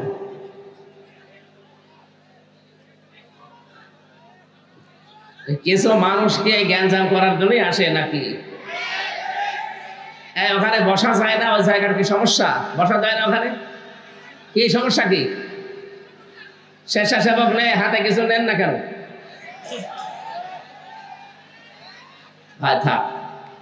সুবহানাল্লাহ, আলহামদুলিল্লাহ, লা ইলাহা ইল্লাল্লাহ, লা ইলাহা ইল্লাল্লাহ, মুহাম্মাদুর রাসূলুল্লাহ। পাবনাবাসী স্ত্রী অভয় দিচ্ছে এই কথা বলে যে আপনি ভয় পাবেন না, কারণ যারা সম্পর্ক ঠিক রাখে এদের ভেতরে কোনো ভয় আল্লাহ রাখে না। আজ বাংলাদেশে যারা সত্যি রক্তের সম্পর্ক, যারা আত্মীয়তার সম্পর্ক ঠিক রাখে, আপনি তাদেরকে দেখবেন এই মানুষগুলো ভয় ভীতির ঊর্ধ্বে উঠে গেছে। এদের ভেতরে কোনো ভয় নেই। নবীজিকে 2 নম্বরে হযরতে খাদিজা বলেছিলেন, তাহমিলুল কাল্লা, আপনি ভয় পাবেন না, আপনি তো মানুষের বোঝা বহন করেন, দুঃখের বোঝা, কষ্টের বোঝা, ঋণের বোঝা, আপনি এগুলো বহন করে দেন। এই দেশে যারা মানুষের বোঝাগুলো কাঁধে নিয়ে কষ্ট সহ্য করে, নিজে কিন্তু অন্যকে বুঝতে দেয় না, আপনি দেখবেন তাদের ভেতর থেকে আল্লাহ বিভিন্ন ভয় দূর করে দিয়েছে। আর যারা মানুষকে বোঝা আরো দিয়ে গেল, কষ্টের বোঝা, দুঃখের বোঝা, ঋণের বোঝা, তাদের ভেতরে কত রকমের ভয় আমার আল্লাহ চাপিয়ে দিয়েছে। কথা বলেন ঠিক কিনা? এত ভয় তাদের ভেতরে আল্লাহ ঢুকিয়েছে যে খাবার খাবে সে সময় ভয়তে পায়নি। এমনকি 5 মিনিট সময় দিয়েছে, তাও জনগণ তাকে দিতে চায়নি। তাড়াতাড়ি ভাগেন, ভয়তে তাড়াতাড়ি ভেগে গেছে। আমরা যদি আজ দুঃখের বোঝাগুলো দিয়ে না যেতাম, এই যে 2732 জন মানুষ মারা গেল, 2780 জনের উপরে এখন বিভিন্ন অঙ্গ প্রত্যঙ্গ হারিয়ে হাসপাতালে কাতরায়। এরা পরিবারের জন্য, সমাজের জন্য, দেশের জন্য বিশাল বোঝা। এই বোঝাটা যিনি দিয়ে গেলেন, আপনি না দিলেও পারতেন। আপনি যদি আগেই বলতেন ঠিক আছে আমি ছেড়ে দিলাম, তাহলে এই বোঝাগুলো বাংলাদেশে হয় না। কথা বলেন ঠিক কিনা? নিজে তো চলে গেলেন, এই বোঝাগুলো দিয়ে গেলেন কোন কারণে? কত কোটি কোটি টাকা ঋণের বোঝা দিয়ে গেলেন। এই দেশে বিভিন্ন জিনিসের দাম কমা দূরের কথা আরো বাড়তেছে, কারণ এই শয়তানদের ঋণের বোঝার কারণে। একজন বেগম পাড়া বানিয়েছে, সাহেব পাড়া বানিয়েছে, এক দরবেশই 36,000 কোটি টাকা মারিং কাটিং করেছে। বাকি যেগুলো দরবেশ না, ধরবেশ, ওরা যে কি করেছে আল্লাহ জানে, আর ওরা জানে। এই জন্য দেশটা আবার দাঁড়াবে। আমার মনে হয় খুব তাড়াতাড়ি যারা দায়িত্বে আছেন, বাইরে যত টাকা এই শয়তানরা পাঠিয়েছে, টাকাগুলো আবার তাড়াতাড়ি ফেরত নিয়ে আসেন। কিভাবে করা লাগবে আপনারা জানেন, করেন, এ দেশটা আবার দাঁড়িয়ে যাবে ইনশাআল্লাহ। এই দেশে 18 কোটি মানুষকে আমরা শুধু মানুষ না, 18 কোটি জনসম্পদে পরিণত করতে চাই। কয়েকদিন আগে এক পাইলট আমারে বলছিল, ওই দিন আমি মৌলভীবাজার যাচ্ছিলাম, বিভিন্ন রকমের জিনিস যখন দেখতে দেখতে যাচ্ছিলাম হেলিকপ্টারে, উনি আমারে বলছে, হুজুর এই যে এই ফ্যাক্টরি গুলো, এগুলো যদি কায়েম করা হতো, এদেশে 36 লাখ যুবক এখন বেকার, এদের কর্মসংস্থান গুলো তৈরি হলে দেশটা তো দাঁড়িয়ে যেত। কিন্তু এই জালেমেরা টাকা পয়সা গুলো সব পাচার করে এই দেশটাকে ফোকলা বানিয়ে ফেলেছে। আরে ভাই, আপনি বাইরে পাচার করে কি করলেন, এখন তো ভোগও করতে পারেন না। আমি কয়েকদিন আগে মালয়েশিয়া গিয়েছিলাম, সাহেব পাড়া বানিয়েছে, শয়তানরা থাকতে পারে, হোটেলে থাকে। যে হোটেলে উঠলাম দেখি 2 শয়তান বসে আছে। কি এখানে? বলছে হুজুর আমরা আগে পালিয়েছি। কেন? সাহেব পাড়ায় থাকবেন না? ওখানে থেকে মায়ের খাবো। এ দেশেও বাংলার জনগণ আছে, ওই ঘর তালা লাগানো, যদি জানে যে এখানে আমি আছি, পিটিয়ে আমার ভর্তা বানিয়ে ফেলবো। এমনিতে ভয়গুলো আল্লাহ ঢুকিয়ে দেয়নি, কারণ আপনি মানুষকে বোঝা দিয়ে গিয়েছেন এই দেশে। এক কথা বলেন না কেন? আমরা যেন আগামীতে এই দেশে কারো উপরে বোঝা দিয়ে না দেই। অনেক মানুষ এখনই বোঝা দেওয়া আরম্ভ করে দিয়েছে। একজনের কাছে চাঁদা চাইলে তার উপরে এটা বোঝা না। আজকে একজন দিয়েছে, আগে দিতাম 500 টাকা, এখন ধরছে 700 টাকা। কিছু কিছু মানুষ এত চালাক, বলছে কি 12:30টার সময় আমি চাঁদা চাইলাম নারায়ণগঞ্জের বন্দরে, এ গোয়েন্দারা টের পেল কি করে? আরে ভাই, 12:30 আমি রিমান্ডে থেকে ওদের মেশিং দেখেছি। এটা যেহেতু ওপেন বলা, তারপরও ঠিক না, আমি হাসতে করে বলছি, মুখ সরিয়ে। আপনি 12:30টায় চাঁদা চাইতে চান মনে করছেন কেউ জানে না? কি মেশিং নিয়ে বসে আছেন জানেন? আপনি পায়খানার ভেতরে বসে কি করেন তা ওরা দেখতে পায়। গোয়েন্দারা নখদর্পণে রেখেছে দেশটা, শুধু দেখতে চাচ্ছে কে কি করে। আগস্টের 5 তারিখের পরে অনেকে যা আরম্ভ করেছে, আপনি নিজের পায়ে নিজে কোড়াল মারছেন। ওরা কিন্তু দেখতেছে আসলে কে কেমন দেশটাকে ভালোবাসে, জনগণকে ভালোবাসে। ওদের বোঝা আমার মনে হয় প্রায় হয়ে গেছে। আপনারা যা করছেন একটা মাজলুম দলের উপরে, আর একটা মাজলুম দল, এই 17 দল বাদ দিয়ে 14 দল বাদ দিয়ে যা ছিল এই দেশে সব মাজলুম। সুতরাং এই মাজলুম দলটাকে ডোবানোর জন্য অনেকেই কিন্তু উঠে পড়ে লেগেছে। কেউ কেউ আলেমের বিরুদ্ধে লিখেছে, কেউ এই দলের বিরুদ্ধে লিখেছে। এই জন্য আপনাকে আমরা আহ্বান জানাই, যারা দায়িত্বে আছেন এই ক্যান্সার গুলোকে বাদ দিয়ে দেন। এই আয়াতের ভেতরে আমরা যেগুলো পড়েছিলাম, এখানে বাংলাদেশের কিছু মানুষের চরিত্রের মিল আছে। ওই জামানায় নবীজি কোরআন প্রচার আরম্ভ করলে ওয়ালিদ বিন মুগিরা নবীজিকে 5টা নাম দিয়েছিল তার সভাসদ বর্গের কাছে। কয়টা? বলেন বলেন। 1 নম্বরে নবীকে সেই লোকটা বলেছে জাদুকর, 2 নম্বরে বলেছে কবি, 3 নম্বরে বলেছে পাগল, 4 নম্বরে বলেছে গণক, 5 নম্বরে একেবারে সর্বনিকৃষ্ট বলেছে মুহাম্মদ মিথ্যাবাদী। বলেন নাউজুবিল্লাহ। রাব্বুল আলামিন বলেন, না, তুমি যে 5টা নাম দিলে, তোর এই 5টা নামের জবাবে আমি আমার নবীকে আরো 5টা গুণ বাড়িয়ে দিলাম। ইয়া আইয়ুহান নাবিয়্যু ইন্না আরসালনাকা শাহিদাও ওয়া মুবাশশিরাও ওয়া নাযীরা ওয়া দা'iয়ান ইলাল্লাহি বিইذনিহি ওয়া সিরাজাম মুনীরা। সূরা আহজাব 44, 45, 46 নম্বর আয়াত। 45 নম্বর 46 নম্বর আয়াতে আল্লাহ নিজে জানিয়েছেন, ওরা গালি দেয় আপনাকে 5টা, আমি আল্লাহ আপনার গুণ আরো 5টা বৃদ্ধি করে দিলাম। হে নবী, আপনাকে আমি পাঠিয়েছি শাহিদা, সাক্ষীদাতা হিসাবে। আপনি সত্যের সাক্ষ্য তুলে ধরবেন। 2 নম্বরে আপনি সতর্ককারী, আপনি সুসংবাদদাতা, আপনি আল্লাহর দিকে আল্লাহর অনুমতি ক্রমে ডাক নেওয়ালা। 5 নম্বরে আপনি উজ্জ্বল প্রদীপ। এই 5টা নাম আল্লাহ ওয়ালিদ বিন মুগিরা এই নামগুলো দেওয়ার পরিপ্রেক্ষিতে আল্লাহ নিজে দিয়েছেন। বলেন সুবহানাল্লাহ। এখন নবীজি নেই, নবীর ওয়ারিসদেরকে আজ যারা চিন্তা ভাবনা করে করে নতুন নতুন নাম দিচ্ছেন, এই যে এই আয়াতে আছে, ইন্নাহু ফাক্কারা ওয়া কদ্দারা ফাকুতিলা কাইফা কদ্দারা সুম্মা কুতিলা কাইফা কদ্দার। রব্বুল আলামিন বলেন বহু চিন্তা ভাবনা করে নবীর বিরুদ্ধে এই কথাগুলো দাঁড় করিয়েছিল যে নবীজি গণক, নবীজি জাদুকর, নবীজি কবি, নবীজি পাগল, নবীজি মিথ্যাবাদী। কত নিকৃষ্ট চিন্তা ভাবনা তার। ১৫০০ বছর আগে ওয়ালিদ বিন মুগিরা নবীকে গালি দিয়ে অভিশপ্ত হয়েছে। আল্লাহ বলেন কুতিলা ফাকুতিলা, সর্বনাশ হইল তার জন্য। কাইফা কদ্দারা, কি করে এই চিন্তা তার মাথায় আসলো।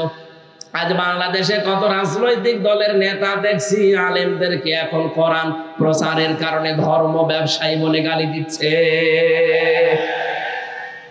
১৫০০ বছর আগে ওরা নবীকে গণক বলেছে, জাদুকর বলেছে, এখন ধর্ম ব্যবসায়ী বলছে, কথা প্রায় একই। আমার তো মনে হয় নবীজি যদি এই মুহূর্তে এই দেশে আসতেন ধর্ম প্রচার করার জন্য, যারা জালেমদেরকে, নবীর উত্তরাধিকারীদেরকে ধর্ম ব্যবসায়ী বলে গালি দেয়, আমার মনে হয় ওরা নবীজিকেও ধর্ম ব্যবসায়ী বলে গালি দিত।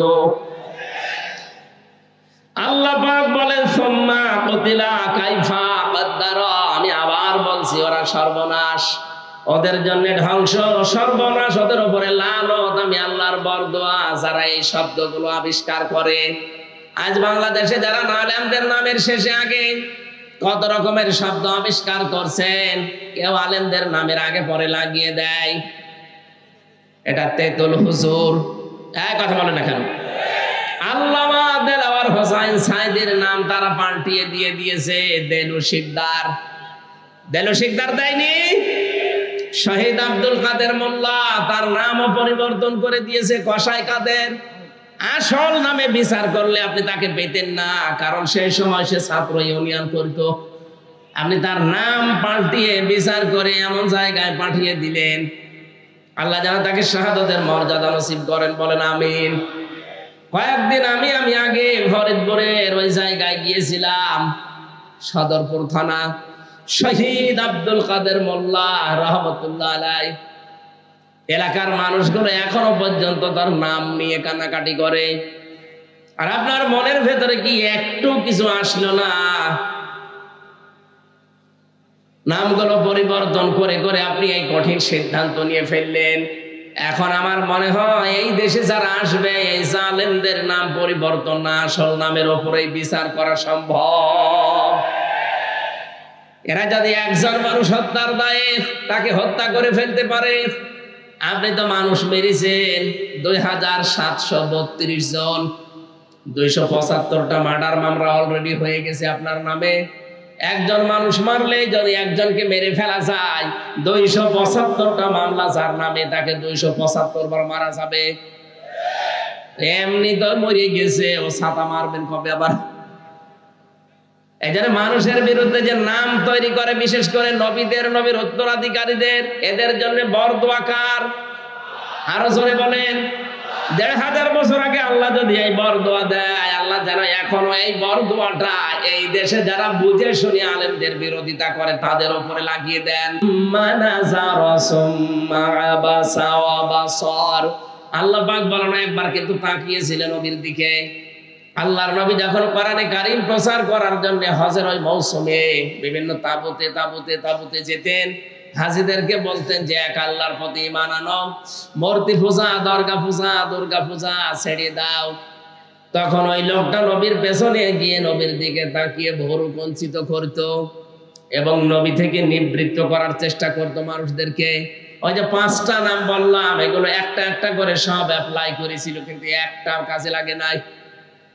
আল্লাহর নবী মুহাম্মদুর রাসূলুল্লাহ এই যে কম্বল দিয়ে যখন তিনি আবৃত ছিলেন, তাকে ঢেকে দেওয়া ছিল, নবী যে এখান থেকে কম্বলের ভেতরে তিনি কাঁপছিলেন। আল্লাহ আয়াতগুলো নাযিল করে জানালেন, ইয়া আইয়ুহাল মুদ্দাসসির, হে কম্বলওয়ালা, কাঁপার জন্য আপনাকে আমি পাঠাইনি। কুম, দাঁড়ান, ফানজির, মানুষকে সতর্ক করেন। ও রাব্বাকা ফাকাব্বির, আপনার রবের বড়ত্বের কথাগুলো তুলে ধরেন। আমার তো মনে হয় আয়াতগুলোর কার্যকারিতা এখন বাংলাদেশে 100 ভাগ দরকার। ওরা মানুষের তৈরি করা আইন কায়েম করতে গিয়ে যদি জান মাল ইজ্জত আবরু সময় সম্পদ সব ব্যয় করতে পারে, আমরা আল্লাহর বিধান কায়েমের জন্য সময় সম্পদ আমাদের জীবন ব্যয় করব, এতে ঠেকা কিসের? কথা বলে না কেন? যারা ভয় করার কথা বলা, যদি ভয় না পায়, আমাদের তো কোনো ভয় নেই। আমাদের চোখ বন্ধ হতে দেরি, আল্লাহর বানানো জান্নাত পেতে আমাদের দেরি হবে না। এতে যে যাই আপনাকে বলুক না কেন সব মিথ্যা কথা। আপনি দিন কায়েমের জন্য শুধু কাজ করে যাবেন, মরতে দেরি হবে, আমার আল্লাহ আপনাকে জান্নাত দিতে দেরি করবে না। সূরা সাফের 10, 11, 12 নম্বর আয়াতে এই তথ্যগুলো আছে, আপনি দেখে নেবেন। দুনিয়ায় যারা আল্লাহর বিধান কায়েমের জন্য চেষ্টা চালাবে, রব্বুল আলামিন জানিয়েছেন, হালা দুল্লুকুম আলা তিজারাতিন তুনজিকুম মিন আযাবিন আলীম।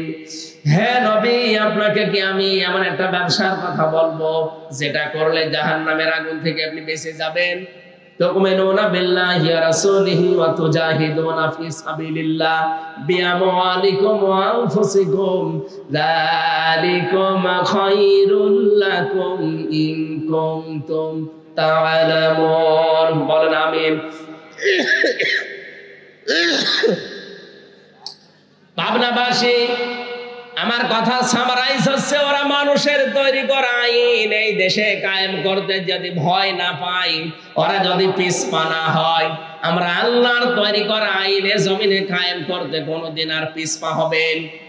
যে যেখান থেকে আছেন আপনার ওই জায়গা থেকে আপনি চেষ্টা চালাবেন। দিন যদি কায়েম হয় তো ভালো, যদি কায়েম না হয় আপনার কোনো অসুবিধা নেই। আপনার বেতন ঠিক বিকাল 5টায় জীবনের শেষ দিনে আপনি পেয়ে যাবেন। বলেন সুবহানাল্লাহ। বিশ্ব নবীকে আল্লাহ জানিয়েছেন, সিয়াবাকা ফাতাহির, আপনার পোশাক পবিত্র করেন। এখানে পোশাক পবিত্রের ব্যাখ্যা আমি পেয়েছি 3টা। 1 নম্বরে আপনি যেন কোনো নাপাক পোশাক পরবেন না। 2 নম্বরে কোনো হারাম উপার্জনের টাকা দিয়ে পোশাক কিনবেন না। 3 নম্বরে আপনার পোশাককে যেন আপনি 8-60 ছোট খাটো এরকম পরবেন না। আপনার পোশাক হবে ঢিলা ঢালা। আপনার পোশাক যেন আবার টাকনোর নিচে চলে না যায়। প্যান্ট, পায়জামা, লুঙ্গি যাই পরেন না কেন, এটা যেন টাকনোর নিচে না যায়। এইটা এই আয়াতের ব্যাখ্যা। আর রজিসা ফাহাজুর, হ্যাঁ নবী, আপনি অপবিত্রতা থেকে বেঁচে থাকবেন। এখানে অপবিত্রতা বলতে মূর্তি পূজা বোঝানো হয়েছে। পৃথিবীতে যদিও আমরা মূর্তি পূজা মুসলমানেরা করি না, কিন্তু দরগা পূজা আমাদের দেশে আছে। আমাদের দেশে পীর পূজা আছে, মাজার পূজা আছে, মানুষ পূজা আছে, মানুষের ছবি পূজা করা আছে। কথা বলেন ঠিক কিনা? আমরা এই জিনিস থেকে মুক্ত থাকবো আজকে থেকে। ওয়ালা তামনুন তাস্তাকসির, বেশি পাওয়ার জন্য মানুষকে দান করবেন না। ওয়ালি রাব্বিকা ফাসবির, ইসলামের উপরে চলতে গিয়ে, ইসলাম প্রচার করতে গিয়ে, ইসলামের উপরে টিকে থাকতে গিয়ে বিপদ আপদ মুসিবত আসবে, আপনি ধৈর্য ধারণ করবেন। এই 7টা আয়াত আমার আল্লাহ নাযিল করেছিলেন এই ওলীদ ইবনে মুগীরার কথার জবাব দেওয়ার জন্য। পরবর্তীতে কিয়ামতের কিছু ভয়াবহ চিত্র আমার আল্লাহ নিয়ে আসলেন তার জীবন সম্পর্কে। ফাইদা নুকিরা ফিন নাকুর ফাযালিকা ইয়াউমাইযিন ইয়াউমুন আসির আলাল কাফিরিনা গায়রু ইয়াসির। রব্বুল আলামিন বলেন, সেদিনটা বড় কঠিন হবে যখন সিংহায় ফুৎকার দেওয়া হবে। এদিনটা এত ভয়াবহ, এত কঠিন অবস্থা। আপনারা 2 জনের কথায় হালকা টাচ পেয়েছিলেন। কিয়ামতের ময়দানে সূর্যটা আসবে মাত্র আধা হাত উপরে, 12টা মুখ দিয়ে তাপ দিতে থাকবে। গুনাহগার মুজরিম পাপিষ্ঠ যারা, তাদের মাথার মগজগুলো টকবক করে ফুটতে থাকবে। আল্লাহ রাব্বুল আলামিন বলেন, ওই কঠিন দিনকে একটু স্মরণ করো। হে নবী, এই মানুষগুলো তো এই কঠিন দিন বিশ্বাস করতে চায় না। আপনি আমার উপরে ওদের ভার ছেড়ে দেন। দারিনি ওমান খালাকতু ওয়াহিদা, জারনি, আমাকে ছেড়ে দেন এবং তাকেও ছেড়ে দেন। খালাকতু ওয়াহিদা, যাকে আমি স্পেশাল ভাবে বানিয়েছি। এই ওলীদ ইবনে মুগীরার কোনো নাম ছিল না, গন্ধ ছিল না, পরিচয় ছিল না। আমি আল্লাহ নিজে তাকে এত সুন্দর করে আকৃতি দিলাম, পৃথিবীতে আনলাম, ধন সম্পদের মালিক বানালাম। وَجَعَلْتُ لَهُ مَالًا مَمْدُودًا। তাফসীরে ইবনে কাসির বলেন তাকে আল্লাহ এত বেশি দীর্ঘ সম্পদের মালিক বানিয়েছিলেন, ধন সম্পদ, টাকা পয়সা, ছেলে মেয়ে, চাকর বাকর, বাড়ির কাজের লোক সব ছিল তার। অবানিনা শুহুদা, তার সন্তানাদি এবং তার সঙ্গী আল্লাহ ভরপুর করে দিয়েছিলেন। আমাহাত্তু লাহু তামহিদা, তাকে ভোগের সামগ্রী পর্যন্ত ভরপুর আল্লাহ দিয়েছিলেন। ভোগ করতে যা লাগে সব আল্লাহ তার আয়ত্তে এনে দিয়েছিলেন।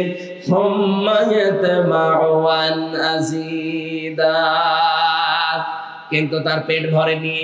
যত দিয়েছি ও আরো চেয়েছে। এই স্বভাব এখনো আমাদের অনেকের ভেতরে আছে না নেই? কথা বলেন না কেন? অনেক আলেমের ভেতরে, অনেক পীরের ভেতরে, অনেক ইমামের ভেতরে, অনেক মুসলমানের ভেতরে এই স্বভাবটা এখন বিদ্যমান, একেবারে বিধিবদ্ধ হয়ে গেছে। যত আছে আরো তত চাই। ইত্তাবিউ মান লা ইয়াসালুকুম আজরাও ওয়া হুম মুহতাদুন। রব্বুল আলামিন বলেন অনুসরণ করবা দুনিয়ার মানুষেরা তাদেরকে যারা মানুষকে আল্লাহর দিকে ডাকে কিন্তু পারিশ্রমিক চায় না। 2 নম্বরে তারা নিজেরা হেদায়েতের উপরে আছে। বাংলাদেশে এই 2টা গুণ বিশিষ্ট যারা আছে তাদেরকে অনুসরণ করার কথা জানিয়েছেন কে? আমরা আজ একদলকে দেখতে পাই, তারা নিঃস্বার্থভাবে আল্লাহর দিকে মানুষকে ডাকে কিন্তু তারা হেদায়েতের উপরে নেই। কারণ হেদায়েতের উপরে থাকতে গেলে মাস্ট বি আপনাকে কোরআন দিয়ে ডাকা লাগবে। কথা বলেন না কেন? আর কোরআন দিয়ে আমরা অনেকেই মানুষকে ডাকি কিন্তু আমরা হেদায়েতের উপরে নিজেরা নেই। কোরআন দিয়ে আমরা নিজেরা মানুষকে ডাকি, হেদায়েতের উপরে নেই। এজন্য বললাম হাজারো মানুষ আজ পারিশ্রমিক চেয়ে নেয়, জোর করে নেয়, না দিলে ওরা কোরআন প্রচার করতে যায় না। এটা আয়াতের সাথে পুরা সাংঘর্ষিক, আপনি যতই দলিল পেশ করেন না কেন। সুতরাং নবীর এই কোরআনের আয়াত অনুযায়ী, আল্লাহর কোরআনের আয়াত অনুযায়ী ওই মানুষগুলোকে অনুসরণ করা লাগবে যারা নিঃস্বার্থভাবে আল্লাহর কোরআনের প্রচার মানুষের ভেতরে করবে এবং নিজে ওই হেদায়েতের উপরে থাকবে।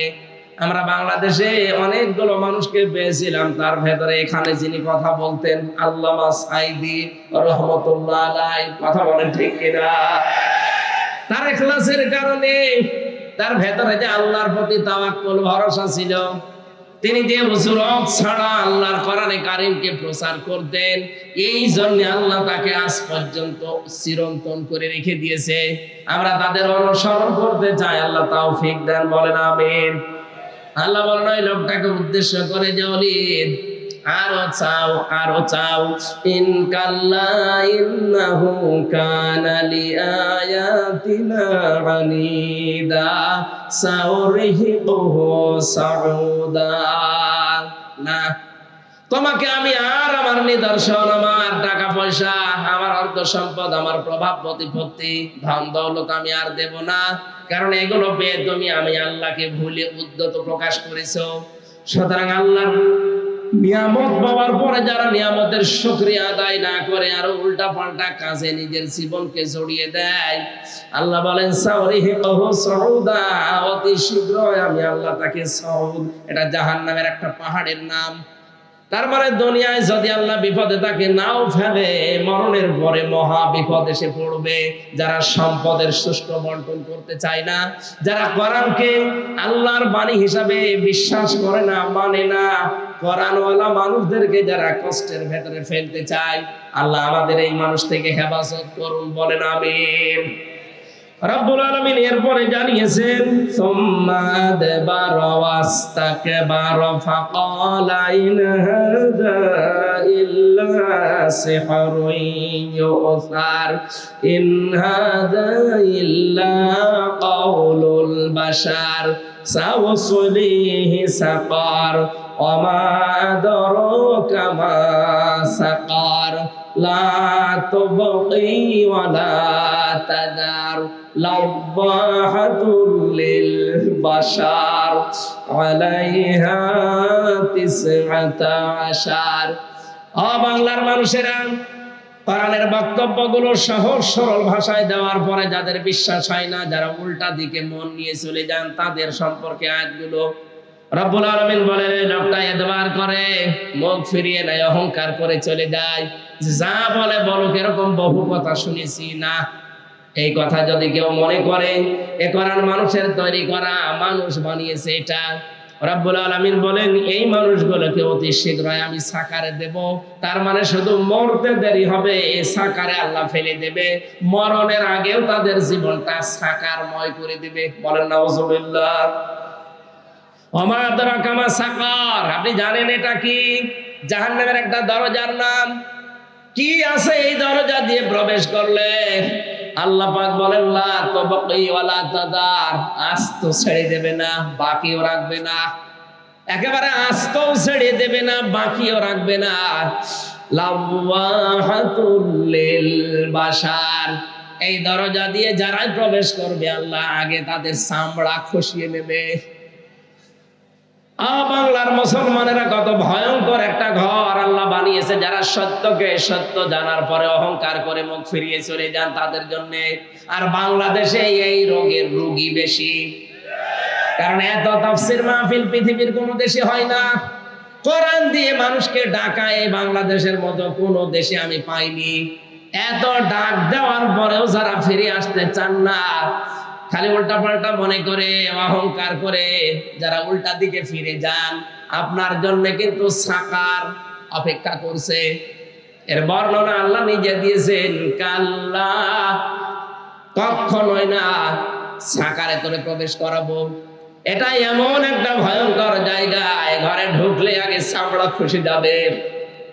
ইন্না শাজারাতাজ যাক্কুম তাআমুল আফিম কাল মুহলি ইয়াগলি ফিল বুতুনি কাগলিল হামিম খুদুহু ফাতিলুহু ইলা সাওয়াইল জাহিম সুম্মা সাব্বু ফাওকা রাসিহি মিন আযাবিল হামিম যুক ইন্নাকা আনতাল আজিজুল কারীম ইন্না হাযা মা কুনতুম বিহি তামতারুন। বলেন আল্লাহু আকবার। রব্বুল আলামিন এমন একটা চিত্র এখানে চিত্রায়িত করেছেন যে জাহান্নামের ভেতরে এই সাকারে যারা পড়বে তাদেরকে সাক্কুম ফল আমি খেতে দেব। ক্ষুধার যন্ত্রণায় যখন তারা দুই হাত দিয়ে সাক্কুম গাছের ফল পেটের ভেতরে দেবে, গলার ভেতরে যাওয়ার পরে সামনেও আসবে না, ভেতরেও যাবে না, মাঝখানে থাকবে। এটা ছড়ানোর জন্য তারা জাহান্নামের ফেরেশতাদের কাছে বলবে পানি দেন।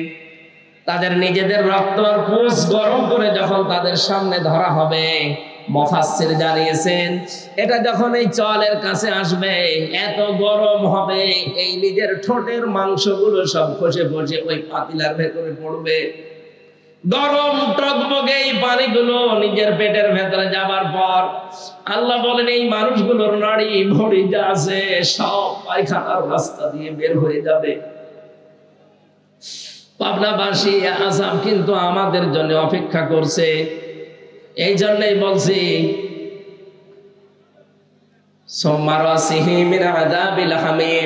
মাথার উপরে যখন গরম তেল ঢেলবে, গরম পানি ঢালা হবে, ফেরেশতারা যখন টিটকারি মারবে আমাদের সাথে, যুক মজা সাকো ইন্নাকা আনতাল আজিজুল কারীম। তুমি তো দুনিয়াতে বড় সম্মানিত ছিলে, মানুষ তোমাকে দেখলে চেয়ার ছেড়ে দিত, মানুষ তো আর বুঝতো না তুমি কয় নাম্বার। তোমার আমল, তোমার আখলাক ওরা বুঝতো না। তোমার দিনের কাজ একরকম, রাতের কাজ আর এক রকম। এরকম মানুষ দেশে নেই, আছে মানে আমরাই।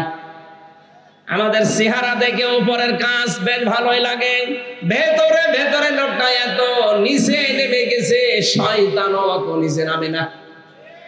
এখানে যাদের মোবাইল আছে, ফোন আছে, ফ্যাক্স আছে, বাড়িতে কম্পিউটার আছে, এই মানুষগুলোর জীবনে এত নিকৃষ্ট গুনাহগুলো এরা করে শয়তানের ধোঁকায় পড়ে যে শয়তানও অত নিচে নামে না। এই কথা বলে না কেন?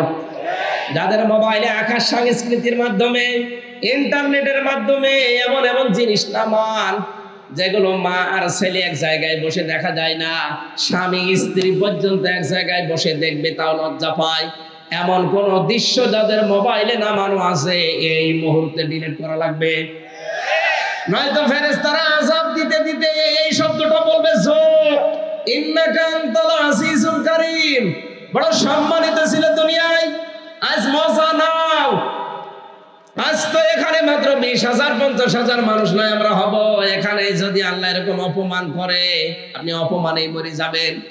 কিয়ামতে কোটি কোটি মানুষ থাকবে, একটা বারের জন্য ভাবেন কোটি কোটি মানুষ থাকবে, এতগুলো মানুষের সামনে আমাকে ধরে আল্লাহ অপমান করবে যে দুনিয়ায় তোকে কেউ টের পায়নি, আজকে আমি সব ওপেন করে দেব। তোর মোবাইলে কি থাকতো আজকে আমি সব দেখাবো। ও বাংলার যুবক সন্তানেরা যারা মোবাইলে এমন দৃশ্য রাখেন, এখনই যদি আপনি মারা যান, আপনার এই মোবাইলটা আপনার বোন ব্যবহার করবে, এই মোবাইলটা আপনার মা ব্যবহার করবে, এই মোবাইলটা আপনার বাবা ব্যবহার করবে। কথা বলেন না কেন? বলেন তো আপনার কি মনে হয় যে মোবাইলটা রেখে গেলেন, যার ভেতরে অর্ধ উলঙ্গ উলঙ্গ ছবি রেখে দিয়েছেন, এমন এমন নাম্বার রেখে দিয়েছেন, বিবাহিত মেয়েদের নাম্বার, পাশের বাড়ির প্রতিবেশীর স্ত্রীর নাম্বার, ভাবির নাম্বার সেভ করে ওলট পালট গল্প করেন যারা, এই মোবাইলটা কিন্তু আপনার বাবা ব্যবহার করলে সব দেখবে। আপনি তো মরে গেলেন, এটা যদি সত্যি আপনার বাবা ব্যবহার করে আর যদি ওই দৃশ্যগুলো মোবাইলের ভেতরে পায়, তো কি ধারণা করবে আপনার প্রতি আপনার বাবা বলেন। সুতরাং এই মুহূর্তে আপনার মরণের তো কোনো গ্যারান্টি নেই, বাড়ি যেতে পারবেন গ্যারান্টি আছে? বলেন বলেন, কোনো গ্যারান্টি নেই। এই মুহূর্তে ডিলিট করা লাগবে। যেটা নিজে দেখলে ভালো লাগে, আবু তালেব সাহেব দেখলে আপনি লজ্জা পান, আপনি শরম পান, এরকম কোন দৃশ্য থাকলে আল্লাহর ভয়ে এই মুহূর্তে ডিলিট করা লাগবে। কারা কারা করবেন হাত তোলেন তো। হ্যাঁ, কি আছে মোবাইলে দেখি, এদিকে আসেন। না, আমি হাসির খোরাকি দেওয়ার জন্য বলি নাই, হাজারো মানুষের এরকম চরিত্রের অবক্ষয় কিন্তু আরম্ভ করে ফেলেছে শয়তান। কথা বলে না কেন? আল্লাহ কিয়ামতের কঠিন ময়দানে আমরা যেন ধরা খেয়ে না যাই, সকলে বলেন আমিন। রব্বুল আলামিন বলেন এই ঘরে সাকারে প্রবেশ করাতে দেরি হবে, তোর চামড়া খসে যেতে কিন্তু দেরি হবে না। চিন্তা করেন তো কি ভয়ঙ্কর ঘর। আমরা রিমান্ডে ঘরের নাম শুনি, আমি যে রিমান্ডে ছিলাম মাটির নিচে, হ্যাঁ ওটা ভয়ঙ্কর ঘর। ওখানে গেলে যে নখ তুলে নাই কি করে আমি দেখেছি, আমার সামনে অনেকের নখ তুলে নিয়েছে হাতের পায়ের, কিন্তু পুরা শরীরের চামড়া কাউকে আমি একবারে খসাতে দেখিনি। চামড়া খসিয়েছে হয়তো হাতের তালুর চামড়া, এখান থেকে আস্তে করে ব্লেড দিয়ে কেটে আপনি চামড়া ধরে যদি মাথা ধরে টান দেন দেখবেন পুরাটা চলে আসবে। আমি নিজে দেখেছি, একজনের চট্টগ্রামে বাড়িয়ে ছেলেটার আমার সামনে দিয়ে নিয়ে গেল, কিছুক্ষণ পরে দেখি কাঁদতে কাঁদতে আসছে। জিজ্ঞাসা করলাম ভাই কি অবস্থা? বলে এই দেখেন আমার হাতের আঙ্গুল নেই, নখগুলো সব ওরা প্লাস দিয়ে তুলে ফেলেছে, আর হাতের এই চামড়া এখানে আস্তে করে ব্লেড দিয়ে কেটে দেওয়ার পরে রক্ত ফিনকি দিয়ে বের হয়, কি যেন ঔষধ আছে এখানে দিলে রক্ত বন্ধ হয়ে যায়। তখন এই মাথা দিয়ে চামড়া বেরিয়ে আসে, ওই চামড়াটা একটা মেশিন ধরে টান দেয়, পুরা চামড়া চলে আসে। আল্লাহ যে লাব্বা হাতুল লিল বাশার দিয়েছেন, রব্বুল আলামিন বলেন মানুষের চামড়া তোলা হবে এই ঘরের ভেতরে, এর তো মাত্র হাতের তালুর চামড়া তুলেছে। জাহান্নামে শুধু এই ঘরে সাকারে ঢুকবেন, পুরা চামড়া একবারে আল্লাহ তুলে ফেলবে। রিমান্ডে এর অত্যাচার, এর চিৎকার দেখে আমারই কান্না চলে আসতো। কিয়ামতের ওই কঠিন সাকারে আল্লাহ পুরা চামড়া যখন তুলবে, বলেন তো কি চিৎকার করবে লোকটা? কে করবে? আমরাই। কারণ আমরা কে সত্যকে সত্য জানার পরে যে সম্মাদ বারা অবস্থাক বারা, যারা সত্যকে সত্য জানার পরে অহংকার করে মুখ ফিরিয়ে চলে যান, হ্যাঁ ওরকম বলেই থাকে আপনার জন্য এই শাস্তি। আর আমি দেখতে পাচ্ছি বাংলাদেশে এই শাস্তিটা বেশি হবে। কথা বলেন না কেন?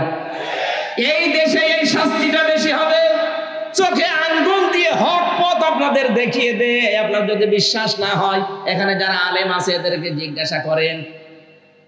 কোরআনে কারীম জানিয়েছে ওয়ালাম্মা রাআল মুমিনুনা আল আহজাব ক্বালু হাযা মা ওয়া'দানাল্লাহু ওয়া রাসূলুহু ওয়া সাদাকাল্লাহু ওয়া রাসূলুহু ওয়া মা যাদাহুম ইল্লা ঈমানাও ওয়া তাসলিমা।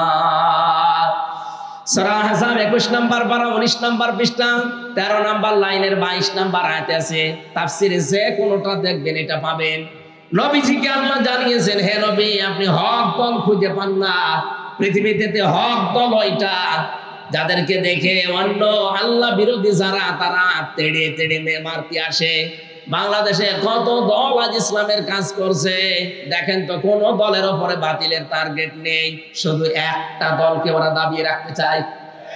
আপনি হক দল খুঁজে পান না মানে আয়াতের তাফসীর পড়বেন, দেখবেন এই দেশে হক আপনি যদি চিনতে নাও পারেন, বাতিলরা কিন্তু চিনে ফেলেছে। ওরা জানে যে এই দেশে আল্লাহর কোরআন কায়েম করতে চায় কারা। ওরা এটাও বিশ্বাস করে যে কোনদিন তাহেরির দ্বারা এদেশে কোরআন কায়েম হবে না। ওরা বিশ্বাস করে নজিবুল বশর মজভণ্ডের দ্বারা জীবনেও কোরআন দেশে কায়েম হবে না। ওরা বিশ্বাস করে আটরশির দ্বারা দেশে কোরআন কোনদিন কায়েম হবে না। ওরা বিশ্বাস করে ফেলেছে কোরআন কায়েম হতে হলে একামতে দ্বীনের কর্মীদের দ্বারা হবে। এদের সবার টার্গেট এখন ঠেকাও, একামতে দ্বীনকে ঠেকাও। আল্লাহ বলেন না, এদেরকে ঠেকাতে কেউ পারবে না। অনরিদু আন্নামুন্না আলাল্লাযীনা ইসতাদঈফু ফিল আরদ। জমিনে ফেরাউন একটা দলকে দুর্বল করে রাখতে চেয়েছিল কোণঠাসা করে, সেটা মুসা নবীর দল। আর আমি আল্লাহ ইচ্ছা করলাম তাদের উপর অনুগ্রহ করে জাতির ইমাম তাদেরকে আমি বানিয়ে দেব। আল্লাহ মনে হচ্ছে তাই বানিয়ে দিয়েছে।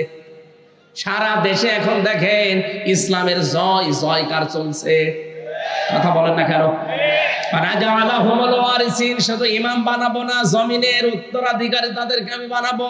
অনুমাক্কিনা লাহুম ফিল আরদ, জমিনের শাসন ক্ষমতা তাদেরকে দেব। অনুরিয়া ফিরআউনা ওয়া হামানা ওয়া জুনুদাহুমা মিনহুম মা কানু ইয়াহদারুন। আমি আল্লাহ ওদেরকে দেখাতে চাই, ফেরাউন হামান আর ওদের সৈন্যবাহিনীকে, ওরা যাদেরকে ভয় পেত তাদেরকে আমি জমিনের শাসন ক্ষমতা দিয়ে ওদেরকে আমি দেখাতে চাই। এই বাংলাদেশে 54 বছরে যাদেরকে কোণঠাসা করে রাখা হয়েছিল, যাদেরকে দুর্বল করে রাখা হয়েছিল, সূরা কাসাসের 5 এবং 6 নম্বর আয়াত মনে হচ্ছে আল্লাহ দেখাচ্ছেন। এই কথা বলে না কেন? এই মানুষগুলোকে আজ আল্লাহ ধরে ধরে জাতির ইমাম বানিয়ে দিচ্ছে। জাতির শুধু ইমাম না, দেশের উত্তরাধিকারী আল্লাহ বানিয়ে দিচ্ছে। আল্লাহ এবার শাসন ক্ষমতায় বসাবে, কারণ কোরআনে কারীম 100 ভাগ আমরা বিশ্বাস করি, নাকি 98 ভাগ? আরো জোরে। অনুমাক্কিনা লাহুম ফিল আরদ, আল্লাহ বলেন আমি নিজে তাদেরকে জমিনের শাসন ক্ষমতায় বসাবো। এইটা এখন দেখতে বাকি আছে। আর আমার বিশ্বাস কোরআনের উপরে 100 ভাগ আছে। এজন্য আমি দৃঢ় বিশ্বাস নিয়ে বলতে পারি সামনের দেশ হবে কোরআনের দেশ। সামনের সংসদ হবে কোরআনের সংসদ। এটা আমরা দেখতে চাই না? চর্ম চোখে যেন আল্লাহ দেখার তৌফিক দেন। 56,000 বর্গ মাইল এইটা দিয়ে চলছে, জোরে বলেন আমিন। আল্লাহুম্মা আমিন। লা ইলাহা ইল্লা আনতা সুবহানাকা ইন্নী কুনতু মিনাজ জালিমিন। রব্বুল আলামিন পাবনা জেলার দারুল আমান ট্রাস্ট এই ময়দানের দিকে তাকাও। 2 দিন ব্যাপী ঐতিহাসিক তাফসীরুল কোরআন মাহফিলের সমাপনী রজনীতে সূরা মুদ্দাসসিরের কয়েকটা কথা আমরা শুনতে পেলাম। কোরআনে কারিমে যারা বাধা দেয়, কোরআনকে যারা মানুষের তৈরি করা নিয়ম নীতি মনে করে, তাদের কি শাস্তি দিয়েছো তুমি? কি শাস্তি দেবে তোমার বর্ণনা শুনছিলাম। আল্লাহ মেহেরবানি করে তুমি আমাদেরকে ওলীদ ইবনে মুগীরার চরিত্র থেকে বাঁচাও। আমাদের চরিত্র তুমি আবু বকর সিদ্দিকের মতো বানিয়ে দাও। রব্বুল আলামিন বিশাল আয়োজন করতে গিয়ে দারুল আমান ট্রাস্টের কর্তৃপক্ষ যারা ঋণী হয়ে গেছে, এদের ঋণ পরিশোধ করে দাও, এদের অভাব দূর করে দাও, এদের স্বভাবগুলো ভালো বানিয়ে দাও। তোমার যে বান্দারা এত কষ্ট করে রাত 11টা পর্যন্ত বসে আছে, এদেরকে খালি হাতে ফেরত দিও না, মেহেরবানি করে পরিপূর্ণ করে এদেরকে হাত ভর্তি করে দাও। বাড়ি যাওয়ার আগে আমাদের অপরাধগুলো মাফ করে দাও। আমাদের মাহফিলের সম্মানিত সভাপতি অধ্যাপক আবু তালিব মন্ডল ভাইকে কবুল করো। আল্লাহ তাআলা যত অতিথি এখানে এসেছিলেন, অধ্যাপক মিয়া গোলাম পরওয়ার, মাওলানা রফিকুল ইসলাম খান সহ মাওলানা আব্দুর রহিম, মাওলানা আব্দুর রউফ, আব্দুল গফফার, মাওলানা আব্দুল সুবহান, ইকবাল হোসাইন সহ নামনা জানা অতিথি যত এসেছে, অতিথিদেরকে তুমি মেহেরবানি করে মঞ্জুর করো। কত মানুষ সন্তান চেয়েছে, আল্লাহ তাদেরকে সন্তান দাও। SLR DC SP Tiana OC প্রশাসনের যে ভাইগুলো দায়িত্ব পালন করেছে, আল্লাহ এদেরকে পরিপূর্ণ জাযা তুমি দুনিয়া আখিরাতে দান করো। এলাকায় মাটির নিচে ঘুমিয়ে আছে যারা, কোরআনের কারিমের এই আওয়াজ তারা শুনতে পেত আগে, কবরে যাওয়ার পরে এই মানুষগুলোকে কোরআনের ইজ্জতে মাফ করে দাও। বিশেষ করে মরহুম মাওলানা আব্দুস সুবহান রাহমাতুল্লাহ আলাইহি, তার সন্তান হাত তুলেছে, রব্বুল আলামিন তার সন্তানের হাতের দিকে তাকাও। তোমার নবী জানিয়েছে সন্তানের হাত নাকি তুমি ফেরত দাও না। ছেলের হাতের দিকে তাকিয়ে মাওলানা আব্দুস সুবহানকে তুমি জান্নাতের সুউচ্চ মাকাম দিয়ে দাও। শহীদ আল্লামা দেলাওয়ার হোসাইন সাইদি, আল্লাহ 3টা বছর তোমার এই গোলামের সাথে আমি অনেকবার দেখা করেছি। তার কথাবার্তা শুনতাম বসে বসে, তিনি আমাকে উপদেশ দিতেন। তারপর উপদেশ আমার প্র্যাকটিক্যাল লাইফে মেনে চলার তৌফিক দাও। তোমার গোলাম বেঁচে থাকলে এই ময়দানে এখানে আজকে তিনি কথা বলতেন। তুমি যখন ডাক দিয়েছো তোমার না দরবারে তিনি হাজিরা দিয়েছেন, তাকে তুমি জান্নাতুল ফেরদাউস দিয়ে দাও। আল্লাহ তাআলা জানাবে নাসিরউদ্দিন এই জমিনের মালিক, তিনি দিয়ে দিয়েছে তোমার নবীর ঘরের জন্য অক্ষ করে, তাকে তুমি মেহেরবানি করে ক্ষমা করে দাও। কত মানুষ আমরা অসুস্থ, আমি নিজে 3টা বছর জালেমের এই জেলখানায় অসুস্থ হয়ে পড়েছি। যত মানুষ আমার সাথে অসুস্থ আছে, শেফায়ে কামেলা আজেলা নসিব করে দাও। মনের ভেতরে যার যা কামনা বাসনা আছে, আমাদের জায়েজ আশাগুলো আজকেই পূরণ করে দাও। মাথা নিচু করেন, চক্ষু বন্ধ করেন, হাফ মিনিট সময় দিলাম, মনের কথাগুলো জায়েজ কথাগুলো বলেন।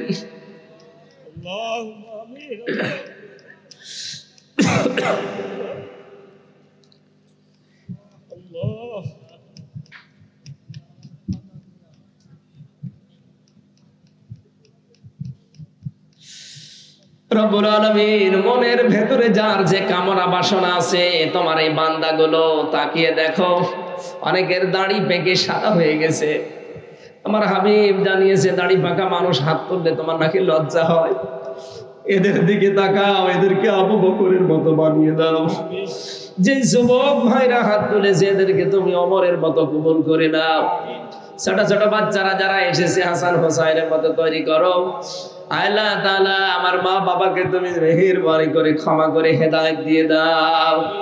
আমার স্ত্রী সন্তান যেগুলো দিয়েছে, রব্বানা হাবলানা মিন আজওয়াজিনা ওয়া যুররিয়াতিনা কুররাতা আয়ুনি ওয়াজআলনা লিল মুত্তাকিনা ইমামা। মাওলানা হোসেন মাহফুজ আল্লাহ আমার সফর সঙ্গে তার বাবাকে ক্ষমা করে দাও। আল্লাহ আমার আব্দুল ওয়াহিদ ভাই ওয়াহিদুর রহমান, তার মা মারা গেছে, মাকে তুমি ক্ষমা করো। হাফেজ আবু বকর সিদ্দিক, আলী আহমেদ সহ তানভীর সহ যত মানুষ কোরআনে কারিমের এই অনুষ্ঠানে হাত তুলেছে, বিভিন্ন জায়গায় দাঁড়িয়ে বসে, যার যে কামনা বাসনা প্রত্যেকটাই পূরণ করে দাও। মরণ আসলেই যেন বলতে পারি লা ইলাহা ইল্লাল্লাহু মুহাম্মাদুর রাসূলুল্লাহ।